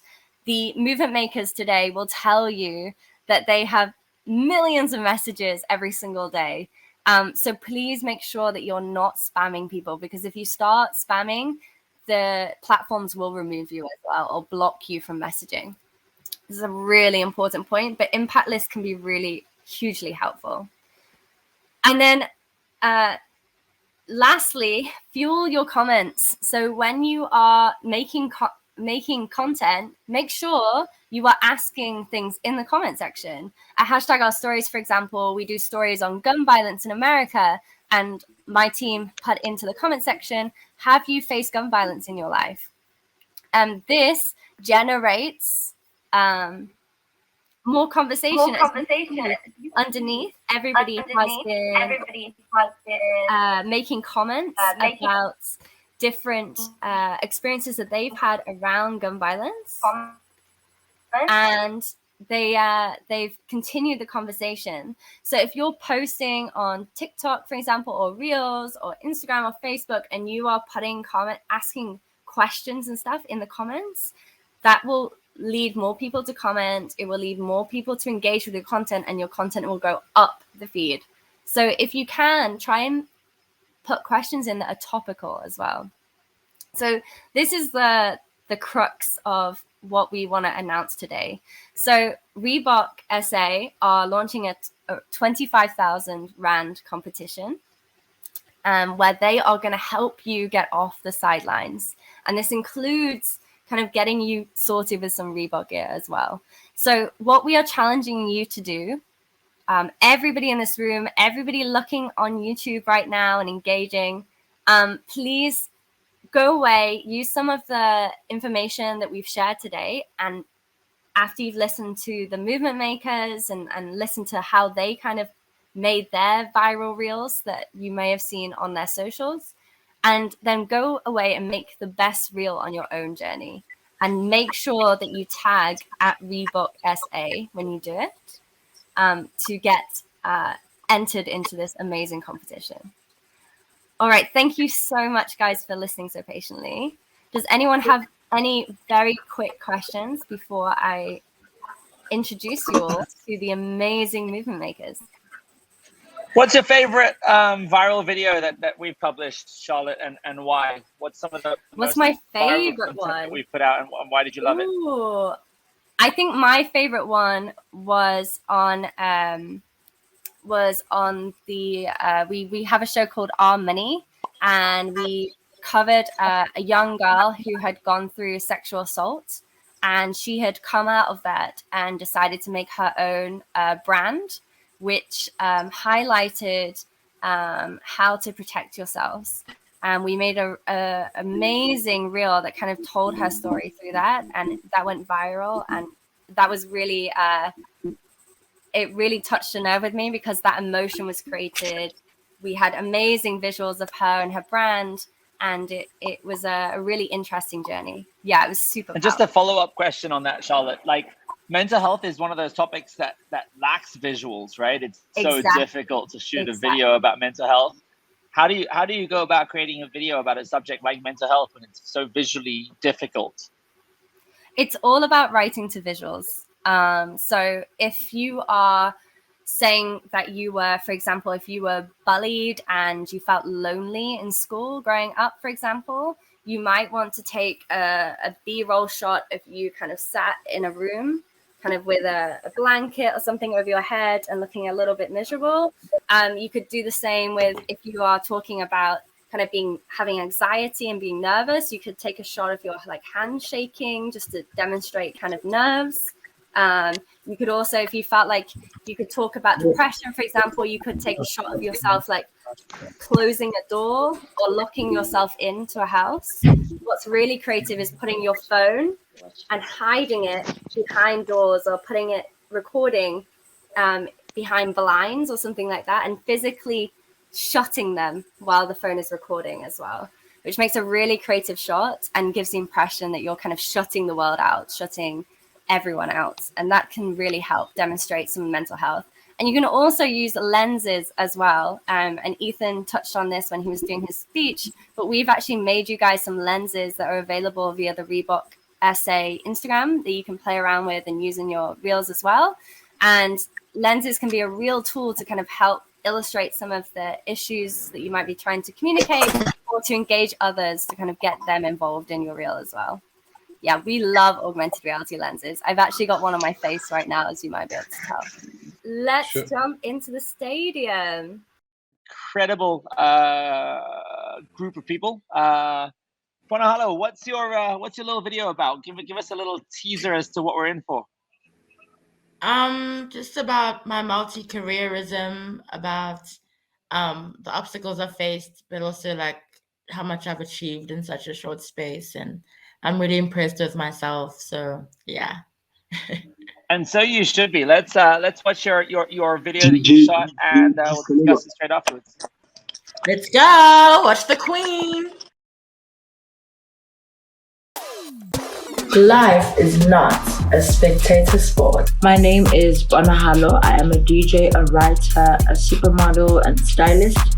Not many people can say that they've walked down the runway in a cast, but I can. I've been supporting myself since I was 19 when my mother passed. I struggle with being underpaid and also being spoken down on as a Black woman. I have been all over with Moonchild Sanelli as a DJ. I've done Paris Fashion Week, I've done New York Fashion Week, my face is in Vogue, and this is all because of the friend who pushed me to take the first step. All this work really matters. It makes other people feel beautiful and confident. My plan is to inspire Black queer women everywhere, to protect them within the modeling industry, and to curate spaces for women to become DJs. Confidence is performance art, so fake it until you become it. Because. All right, that was unbelievable. The queen. Bonahalo, when I read about you and when I see your bio, you are what I like to call a slasher. A slasher is somebody with a bunch of hyphens in their title. You're a model, slash a writer, slash a DJ, slash. When you think about your content journey, are you focusing in on one of those verticals? Are you like, hey, I'm just gonna focus in on my modeling stuff, or I'm just gonna focus in on my DJing work? How do you balance where you're shifting your content? Essentially, a lot of my work is seasonal. So modeling has its seasons where it's peaking. December for a DJ is the busiest time. And then for a writer, when there are important topics happening, you'll be writing more. So it's essentially sort of trying to juggle those seasons and kind of doing what makes the most sense at the time and putting more energy into that. So I guess it's a juggling act at the end of the day. And I honestly have equal amounts of fun doing all of these jobs. So whatever lands on my table, lands on my desk, I tackle and I go for it. And what's your number one tip for being a storyteller? I mean, you've got such a unique style, and I think DJing is storytelling. I think writing is storytelling. I think creating video is storytelling. But across all of those, there must be certain threads that seem to come across. What's your main tip for storytelling?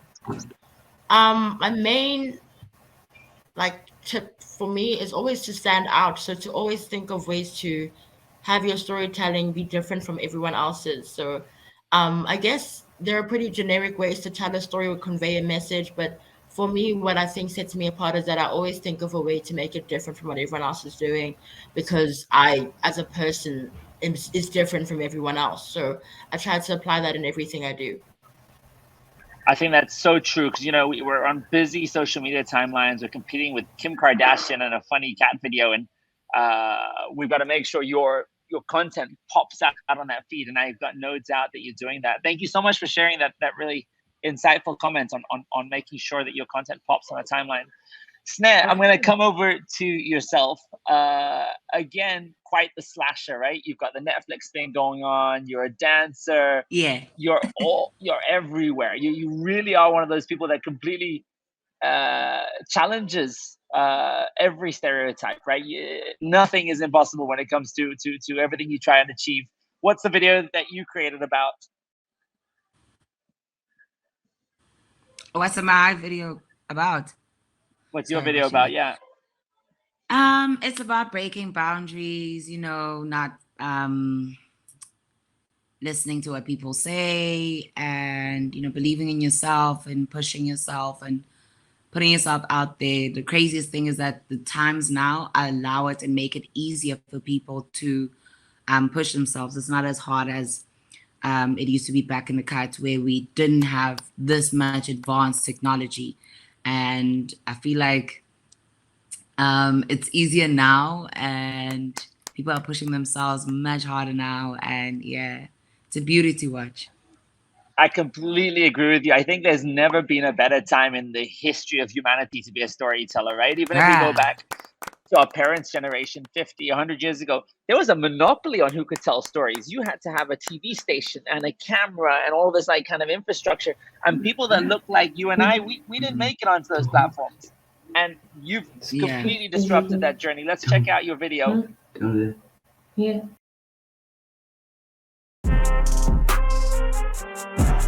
Life is not a spectator sport. I'm a dancer, I'm a choreographer, I'm an actress, and now I'm an aspiring stunt woman. You know when you guys used to like sneak out to go to the club? Guys, I used to sneak out to go to the dance competitions. From where I come from, street dance, we've worked really hard as a community to prove ourselves. In my first job, I would sneak out during lunch breaks to go to dance studios, asking them about auditions and trying to network. That consistent hunger led me to greater opportunities. People should feel free to pursue careers like mine. I do believe this is part of my purpose, is to empower the next generation. It makes me so happy to see where the industry is now and just the growth of street culture. Because boom, life is not a spectator sport. So you speak a lot in this video about that hunger, right? And I think everybody getting into that creative space, they're hungry. They're hungry to create. They're hungry to be seen. What inspires you? What inspires the content that you create? What inspires the dance moves that you create? Like, where do you get that inspiration from? Thanks, guys. Sup, everyone. First of all, a huge thank you to each and everyone who's live with us right now. What a great time. What a great time. And what inspires me? I'm inspired by a lot of things, particularly when it comes to dancing. I'm inspired by music. And I'm inspired by the culture. I think wherever I could be put in the world, I can be inspired just by the people and just human beings as a whole. I'm inspired by the God-made art, which is nature. I'm inspired by creativity around me and rawness and authenticness. And I think it goes beyond just seeing things, but also creating things in my mind. So what I do is I like to go into my imaginary space where I'm like, okay, yes, I have all of these things around me, but what makes my story unique? What makes me unique in the moment? And it'll be my imaginary world. And I try to take that imaginary world, I bring it to life, and I connect with people in that way. So I'm inspired by many things around me, by people, animals too. And Snare, just one follow-up question. You've obviously worked, so you think you can dance, Netflix, like very high production values, big cameras and microphones and lights and, 100 people in the room and somebody doing your makeup. And then you've also created videos like the one we just watched, which was, mobile phone, super edgy, super fast, super real. Where do you think the strengths are of this kind of mobile storytelling? Because obviously you've done both. You've done the really polished stuff and you've done the mobile stuff. Where do you find strength in the kind of mobile storytelling journey? All of it to me is basically, it's a lens. It's the same lens, no matter how big the spectrum is. Because I think that's what scares us a lot when it comes to like being in front of camera. It's like, okay, this lens looks different and that lens looks different. It's like looking at people. I see cameras as people. So if I'm gonna say, if I performed this side with so and so, and I had fun and I had this level of energy and whatnot, and then what makes me think that just because I'm in a different space and I'm in a different spectrum now, I can't perform to my level best? It's just knowing true self, and it's also sticking to the idea of I am me, and that's all that people are gonna get. They're getting me and nothing else. They're not receiving what camera I'm using right now, what lens I'm on, the spectrum and whatnot. I'm not looking at any of those things. I'm looking at what is my talent doing for people right now in this moment. And that's the only thing that matters. Don't get it twisted. Don't think about, does the audience like me? Am I getting enough likes on Instagram? Am I getting enough of this and that and that?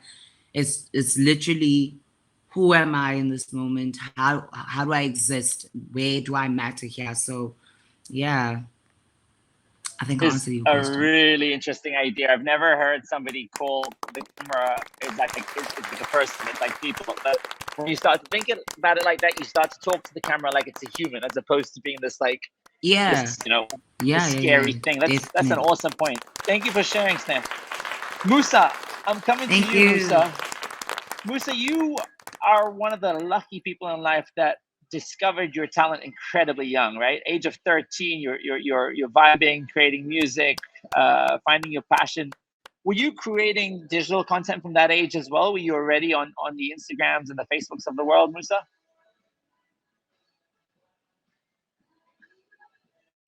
You might be on mute. Let's jump into Musa's video and we'll come back to the chat straight after that.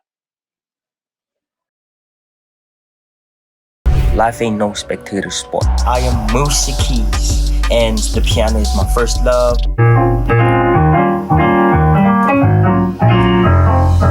I had to sacrifice my own money to actually put it into like getting my EP done and then also paying for my music videos. What actually inspires me is my mind. I live a lot in my mind and then I pick up a lot of things from learning about the industry. Never satisfied about the hits that I have because I always see myself doing better than what I'm doing right now. My mom always rings up my phone whenever she hears my music playing on radio, whenever she sees me on TV, and that also makes me happy because I keep on telling her that, yo, you actually see that, it's actually happening. And also when people vibe out to my music at shows, it just makes me super happy. Don't follow people's paths. Stick to what you know. Stick to how you want to move. Because. All right. Musa, I was saying, like, you've discovered your talent for music at such a young age. Have you been also creating digital content from the age of 13? When did you start getting into the digital content space?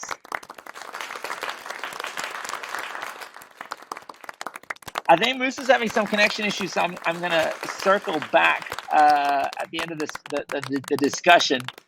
Melissa, you are an absolute inspiration, right? A woman in a male-dominated industry.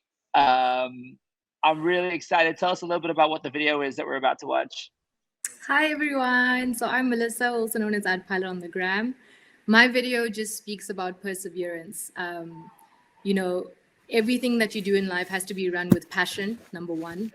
And number two, you must never give up on what you're going after. Because at the end of the day, life is not a spectator sport. You've got to go out and you've got to get what you're going for. I love it. I love it. Let's watch the video. Life is not a spectator sport. My name is Melissa, also known as @pilot on the gram. I'm a 24-year-old commercial pilot and content creator. My biggest challenge so far was definitely being unemployed for a year and a half after qualifying. Even when the end goal seemed so far away, I knew that I hadn't come this far to just simply give up. I got to where I am today because I learned how to step out of my comfort zone. I turned every "you'll never be able to do that" to "let me show you how I did it." I now get to wake up and live this life that I've worked so hard for, while sharing and motivating others to go after their own dreams. To reassure them that the journey is not going to be easy, but it's definitely going to be worth it. Just because you can't get to your end goal in a straight line does not mean you should give up on it.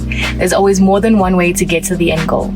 Continue to work hard, continue to take risks, and always make sure that your faith is bigger than your fears. Because That was so cool. Some of the shots were so ambitious. I was so impressed by this video. Thank you. When thinking about the aviation space, I've got a few friends that are pilots and they try to do content, but they often end up doing like really industry specific stuff. They're like, let me tell you about how a plane works, or let me tell you about the credentials to get into being a pilot. How are you thinking about the content that you're creating so that it's, personality driven, but also looking at your career? So it's a mix between the education side. So I do make videos like your friends, but I also just share my passion. So, if I think, okay, you know what, that was something that was cool. I went into a new destination, or we have unusual experiences. Like I have a video where the giraffe were running across the aircraft, just stuff like that. So it's a really unique side and also a new look, hopefully, for my followers of what it's like to be a pilot. I saw the giraffe shot and I thought it was absolutely exhilarating. In making this particular video, what did you learn? And more specifically, sometimes people find it really challenging to tell their own personal story. Like it's easy to tell another story, but when you tell your own story, it's something like, ugh. What was your experience like telling your own story? So it was a really, really nice experience for me personally, because it's made me realize how far I've actually come, how much perseverance has played such a big role in my life, not only as a pilot, but a content creator. And yeah, it was just so good, because I think as a human, you're so focused on getting to the next thing and the next thing, you don't actually take a step back and say, wow, I've actually accomplished X, Y, and Z. So that was really nice for me to just take a step back and look at how far I've actually come. Thank you so much for sharing. I'm going to jump over to Josh. Josh, where to start? Like, they're about to watch this video, but you've gone all out. I think at one point, if I'm not mistaken, did you sellotape your phone to the roof of the ceiling of your bedroom? Yeah, I did. I did it several times. Because the thing is, when you tape it to the roof, you actually can't see the screen, so it's like you're kind of shooting blind. But yeah, I think the video turned out really well. Thank you so much to #OurStories. The direction was amazing. I love to ask a lot of questions, and they were always there to answer them, so I really appreciate that. And also thank you to Reebok for putting this amazing campaign together. Mate, I want to apologize to your landlord for the paint that might be ripped off your ceiling with all that sellotape. But let's watch this video. Life is not a spectator sport. My name is Joshua Rubin, and I'm a filmmaker and podcast host. I was a bit of a strange kid, to say the least. I was always getting myself into trouble. My friends and I used to make jackass films after school. I definitely came close to breaking my neck a couple of times. As I got older, I knew that I had the potential to be a great filmmaker, but this went away very quickly. When I picked up substances at the age of 15, I was in and out of rehab, getting into accidents all the time. I ended up dropping out of school. The only time I could get to bed was when I drank so much that I just knocked myself out. I was a spectator for 7 years of my life, and that's time that I can never get back. But the beautiful thing about hitting your rock bottom is that there's only one way to go, and that's up. I love the fact that I get to tell stories that would otherwise go unheard. I've interviewed such a variety of people, from ex-gangsters to recovering addicts. Don't wait for inspiration to strike, because that might never happen. Just get up and follow your dreams, and I promise you, you'll find the inspiration along the way. Because wow. So you're I see Melissa's clapping. That hit me really hard, because it's purposeful, right? We spoke about this in the keynote at the start. Your content is driven by purpose. You're amplifying voices like gangsters and people that we've never heard before that have really amplified to change their lives. One of the cool things about you, Josh, is people always ask me, oh, do you need to go to film school? Do I need to go to UCT? Do I need to get a journalism degree? Do I need to, and you're YouTube taught, you're self-taught, you worked this out yourself. Tell us a little bit about that journey and what you'd say to anyone who wants to become a creator but might not have the formal education to do it. So I started making videos when I was 10 years old. I think I might have said that in the video. But I just started doing it for fun, and I think someone was saying earlier that you have to be passionate about this kind of work, because you can't fake passion in front of a camera. So I've always just enjoyed doing it. Obviously, when you start doing it for work, it can change. You can sometimes lose a bit of that passion. But with me, I refuse, and I know this sounds ridiculous, but I turn down so much work because I only love doing what I'm passionate about. And I would rather make less money and be super passionate about something, because otherwise not gonna lie, there has been times where I've done work that I don't want to do, and you know, it's made me want to choose another career path. And this is what I love doing. It's what I've always done, and I think the thing that people like about my work is that it is quite raw, and it's not super polished, which I think is a big part of this whole summit. Is you know, it's anyone can do it. Anyone can go and do an interview. Anyone can do what I do. It's just about going out and doing it. I don't use, like, I always talk to my friends because they're super big in the industry and they're all extremely technical. And I like to think I am quite technical in some ways as well, but I don't let the fact that I don't have a 500,000 rand camera hold me back. You know, if I have what I have on me, it's better than having nothing at all. So I think if I'm going to say anything to people that are just starting out, use what you have. You know, some content that you can create, even if it's not perfect, because I know us in this industry always want everything to be perfect. If it's not perfect, doesn't mean it's not good, you know? And you always have to start somewhere. If you don't start somewhere, you'll never get to where you want to be. So without sounding corny, yeah, just get off the sidelines and just start, you know? You always have to start somewhere. That's such a great response. I love it. I love it. Musa, Mr. Keys, have we got audio on you? Are you able to, are we able to grab you for a quick chat? All right, I'm gonna go around the room on a quick rapid fire, and I got one simple question I wanna ask all of you, and I'm gonna start with Snare and move across. Josh mentioned, hey, you know what, I might not have the best gear or the greatest cameras, but I can make it work. The one thing that you all have going for you, and it's a really big thing, is South Africa. Like, South Africa is full of stories and color and interesting people and funny people. I'm in Dubai today. It's hard to tell stories here. If I was in South Africa, it would be super easy. Snare, I'm coming to you first. What's the one thing you love about creating content in South Africa? It's, yeah, like you said, it's colorful. It's a very colorful country, and also it's the level of inspiration. You can never ever run out of ideas here. Like, anything and everything is just there as a source of inspiration. Yes, not all of us can afford certain cameras and camera work and stuff, but I think just being able to use your phone, using your surrounding. I think most of the time a suburban surrounding gets a bit like dry a bit. I think very like the hoods are nice to shoot in. Farms are also dope to shoot in. Like, outdoors is really dope. I feel like South Africa also has like dope architectural areas and spaces. And I think that's what makes it super, super interesting. We are very colorful. Our houses are colorful. The people are colorful. The music, and man, it's just, there's a lot that South Africa just has to offer, just as a landscape. It's not even the people. Like, 100%. people yet. 100%.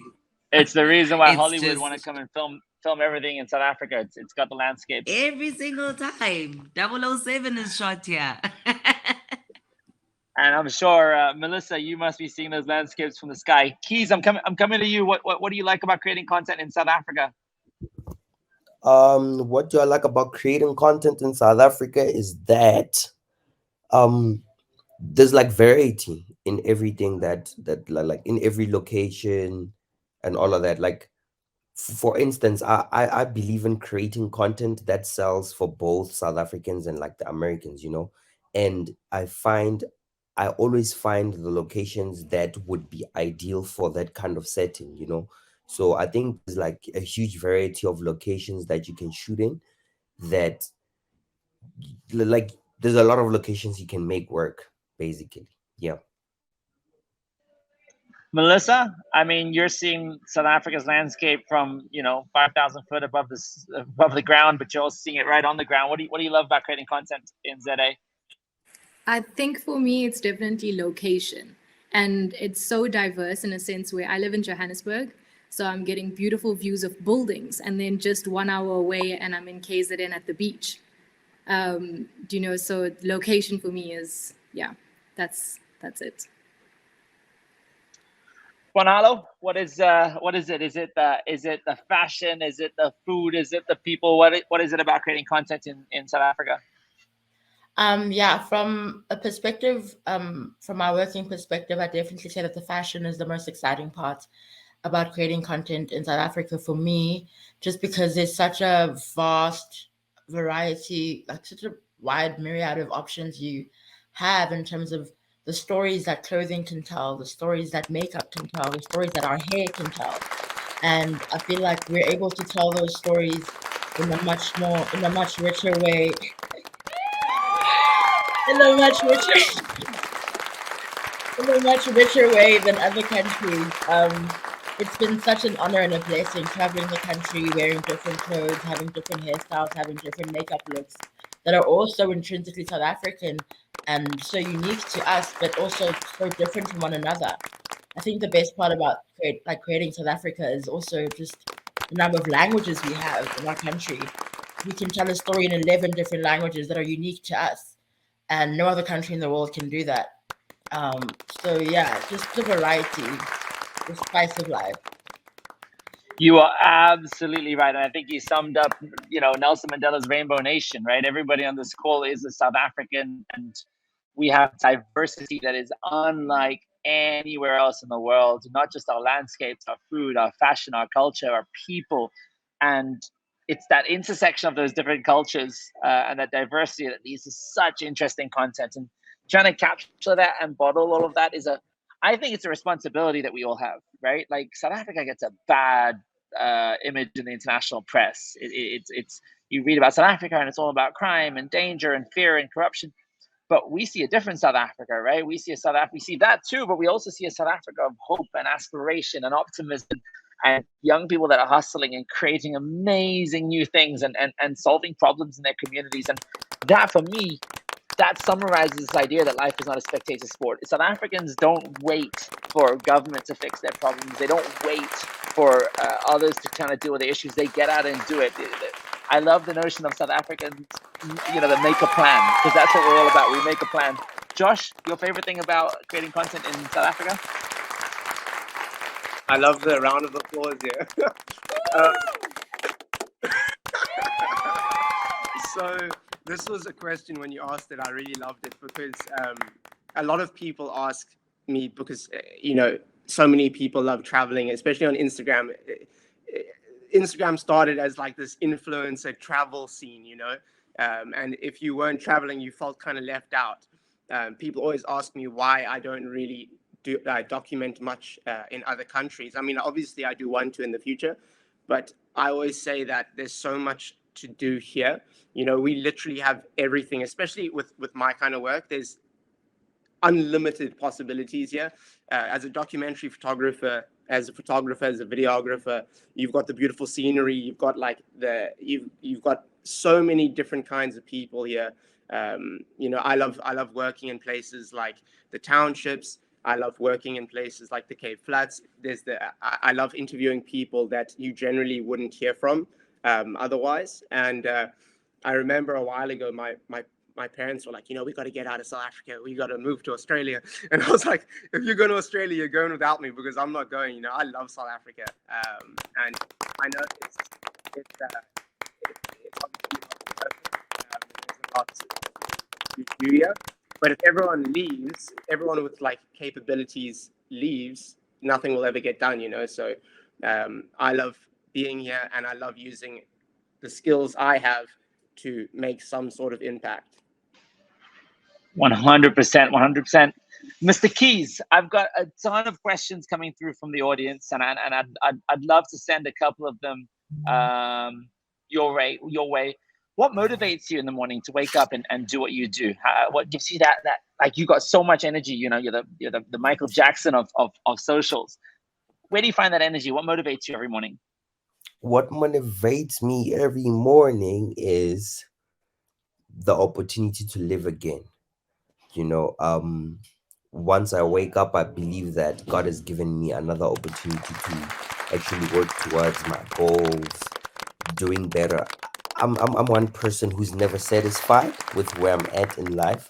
You know, I'm constantly seeking growth. So the moment I get the opportunity to be alive again is the moment I also create new goals for myself, new ways on how to tackle specific things in my life, you know.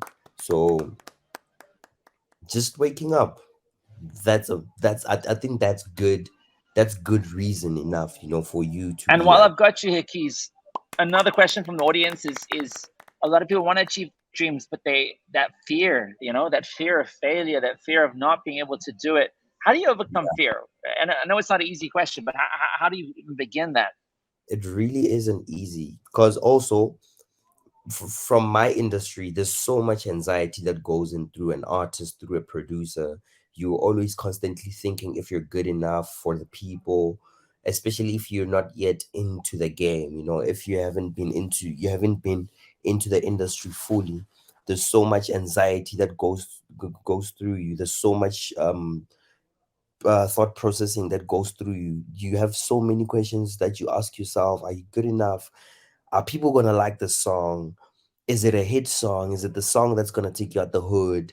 You know, there's just so many things going on in your life. But for me, I just manage it differently because I always believe that I am where I'm at because God has created a journey for me, and there's a specific way everything is gonna roll out, irregardless. So yeah, I hope that answers the question.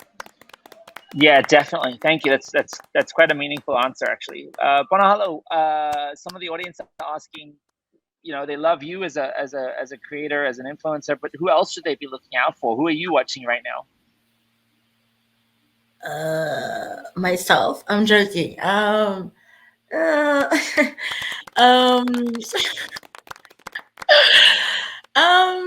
hmm. You know what? I think the internet is just so big that I feel as though we're all on different timelines. That if I mention someone, they're not necessarily going to be in everyone's radar. But yeah, I'm not gonna lie. Yeah. I'm watching Another out for question that came through was like, how did you figure out what you wanted to do? I really often people struggle to find their passion, right? And once somebody told me that the easiest way to do it is to go to the bookshop, and whichever area you go to first, that's your passion. If you go to the cooking section, you're passionate about cooking. If you go to the travel section, I don't know if it's that simple. How did you go about finding what you wanted to do? So I was quite sure from a young age. I have a diary. I posted it on my Instagram about a month ago that I wrote in when I was about 6, 7. So I didn't write down everything that I am now, but I definitely wrote down model. So I knew from when I was about 6 or 7 that I'd be a model one day, or that I wanted to be a model one day. And now it's the thing I'm most known for. Then the DJing and the other stuff. Honestly, I think everyone should just try out as many things as they have access to and just see what sticks, like throwing spaghetti at a wall and seeing what sticks. So don't ever deprive yourself of the chance to try out as many things as you want to, explore as much as you're afforded to, as much as you're able to within your means. Allow yourself to be impressionable, allow yourself to be influenced, allow yourself to adopt different resources, and your passion might just find you while you're trying things out. That's what I did with DJing, and it became, one of my favorite jobs in the world. So try out everything that is afforded to you, that you have access to, and you'll definitely fall in love somewhere. I don't know about the bookstore thing though, but different strokes. That's a powerful idea. I'm coming around the room one last time. This time I want to know, what is your motto to live by? Sneh, I'm coming to you. What's your motto for life?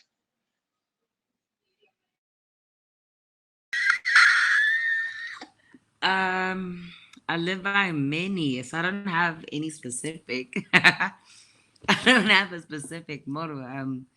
I feel like if I live by one specific motto, I'll be boxing myself into this thing, and I hate being boxed.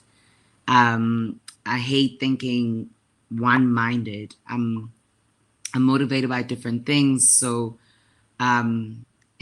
Someone just said dance is a language because it is. It really is. Dance is a language. I always live by that. I always say it.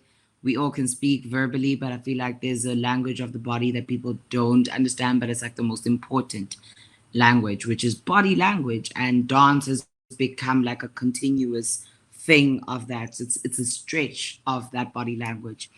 But I think the motto that I live by is get up and go. There's so much more out there. I think that's what I live by. It's just getting up and doing and filling the gap that is there and that exists in that moment. So I don't live by a specific motto. I live by inspiration, wanting to be better, wanting better for my industry. I'm not doing this for myself. I'm doing it literally for the next generation. Whether I fall in life, I know I won't fall because I'm doing and opening spaces where I'm being challenged. And hopefully that'll create a better tomorrow for someone else who's trying to enter the space. So, pardon me, I don't live by mottos. Definitely. I literally live by inspiration. I get that. That makes a lot of sense. Keys, what's your motto? So my motto is be a student of your own craft. Mainly because, as I said, I'm never satisfied. I think I'm where I'm at because of me not being satisfied and not being comfortable with where I'm at, wherever I'm at. You know, I always believe that there's always something to learn about whatever it is that you're doing. So irregardless, damn, am I still there? Yeah, you are. And I think that's a really great one. Be a student of your own craft. Mine's actually quite similar, but I'm going to tell it to you guys at the end. Melissa? I said it in my video. Let your faith be bigger than your fears. Don't ever let your fears hold you back from anything in your life. You've got to just go for it. I love that. Josh?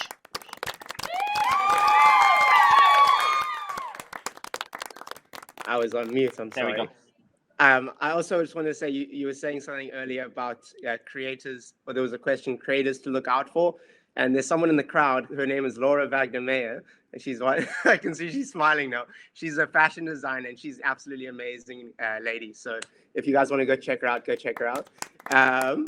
Also, what was I going to say? Oh yeah, I don't really have like a motto or anything, but I guess if something I've learned is just try your best and don't be too hard on yourself. Also, just be happy with where you are, you know. Tattoo, that? Yeah. Tattoos, buff guy. Last but not least, what's your motto for life? Me. Yeah, you. The first one is there's nothing you've done wrong that can't be done right. So a lot of the times we beat ourselves up about mistakes we make, but you know, there's always a way to like fix it, do better, try again. As long as you're alive, you can always try again.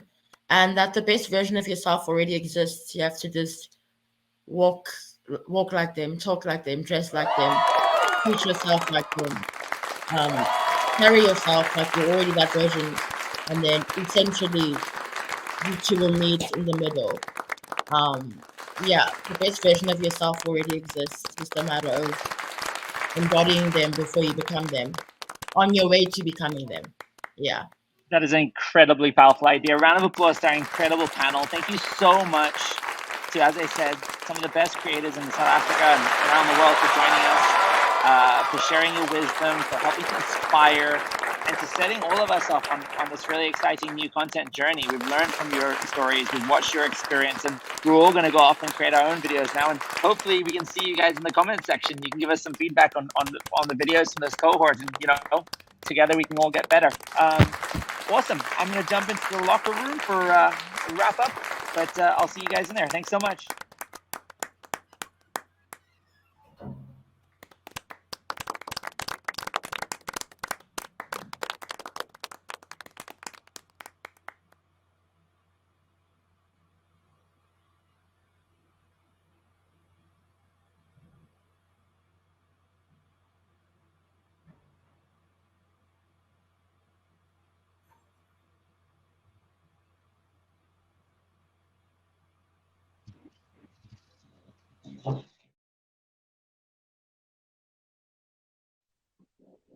You know it.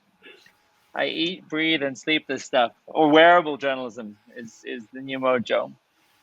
All right, Charlotte, are we ready to rock and roll? We are. We are. All right. So I actually want to tell you guys what my motto is for life, and it is the idea that life is not a spectator sport, and I really do believe that you make your own luck and you create your own opportunities. But the other idea, and this is one to remember, or especially as creators, is the idea that the greatest skill that any of us can have today, the greatest skill that any of us can have today, is the ability to acquire more skills. The greatest skill that you can have right now in 2022 is the ability to acquire more skills, to keep taking on more skills. And the reason I say that is because today, in partnership with Reebok and working with the Augment Group, we've helped you guys tell stories on mobile phones. And we've looked at vertical video storytelling on, which is relevant to Instagram Reels and TikTok and Snapchat, etc. But as Snare knows, as Josh knows, as everyone on this call knows, this industry is moving fast. The things you learn today may not be relevant in 6 months' time. The algorithms change in a year from now. The way we tell stories change in 2 years from now. The technology is changing incredibly quickly. And as storytellers, we all need to be continually learning, updating our skills, and being ready for that revolution. At our organization, we're doing a lot of work in this space. We're like trying to understand virtual reality, the metaverse, how to immerse people's stories. And even what we're doing right now, where we're all in this virtual locker room, right? It's way cooler than a Zoom call. We're immersed in this space. A lot of you guys might know me for wearable journalism. I wear cameras on my face. These are cameras right now, and they have a screen inside, and I'm constantly recording video since 2016. Every day of my life, I've been wearing camera sunglasses and telling stories through my eyes. And again, the industry is moving in this direction. So if I can leave you all with a parting idea, a parting thought, yes, we've gained a lot of information today, and we're ready to go out and conquer the world and tell stories, and really tell stories that life is not a spectator sport, that people are making their own luck, they're choosing their own destiny, they're finding their own incredible success stories in South Africa and around the world. But continue to learn, continue to sculpt your skills, continue to learn new technologies, new storytelling technologies, look beyond the gimmicks and find the interesting innovations that are going to help amplify and elevate us. The future of storytelling is in this room. It's not going to be the big media organizations. It's not going to be the big publications. It's you. You have the potential to reach millions of people, to generate billions of views. And I hope we can do it with positive stories about people creating positive change around the world that showcases that life is, in fact, not a spectator sport. Thank you so much to Charlotte for building these incredible spaces. Thank you so much to Ethan for hosting us on that amazing, amazing session where we learned about how to shoot and edit on our phones. Thanks so much to the Augment team for putting this entire event together. And thanks so much for Reebok South Africa for bringing us all together, for creating this community. This is just day one. Continue to engage with us, to continue to create, because there's some amazing prizes to be won. There is a 20,000 Rand booster pack. That includes 15,000 Rand in cash contributions, cash, moolah, cha-ching in your pocket to help you reach that storytelling journey. You've learned a lot today. Remember to tag Reebok South Africa in all of your posts. Myself, Ethan, Charlotte, the team, Josh, all of them are going to be watching all of your amazing contributions. We're going to be diving into the comments section, giving you feedback, helping to drive audiences to your social media accounts, helping to grow your audiences. And watch this space. This is just the beginning. I'm excited to continue with you on this storytelling journey. Thanks so much, everyone, for joining us on this live broadcast. Stay in touch. I'm Yusuf Omar, and it's been amazing working with you. Take care. Bye-bye.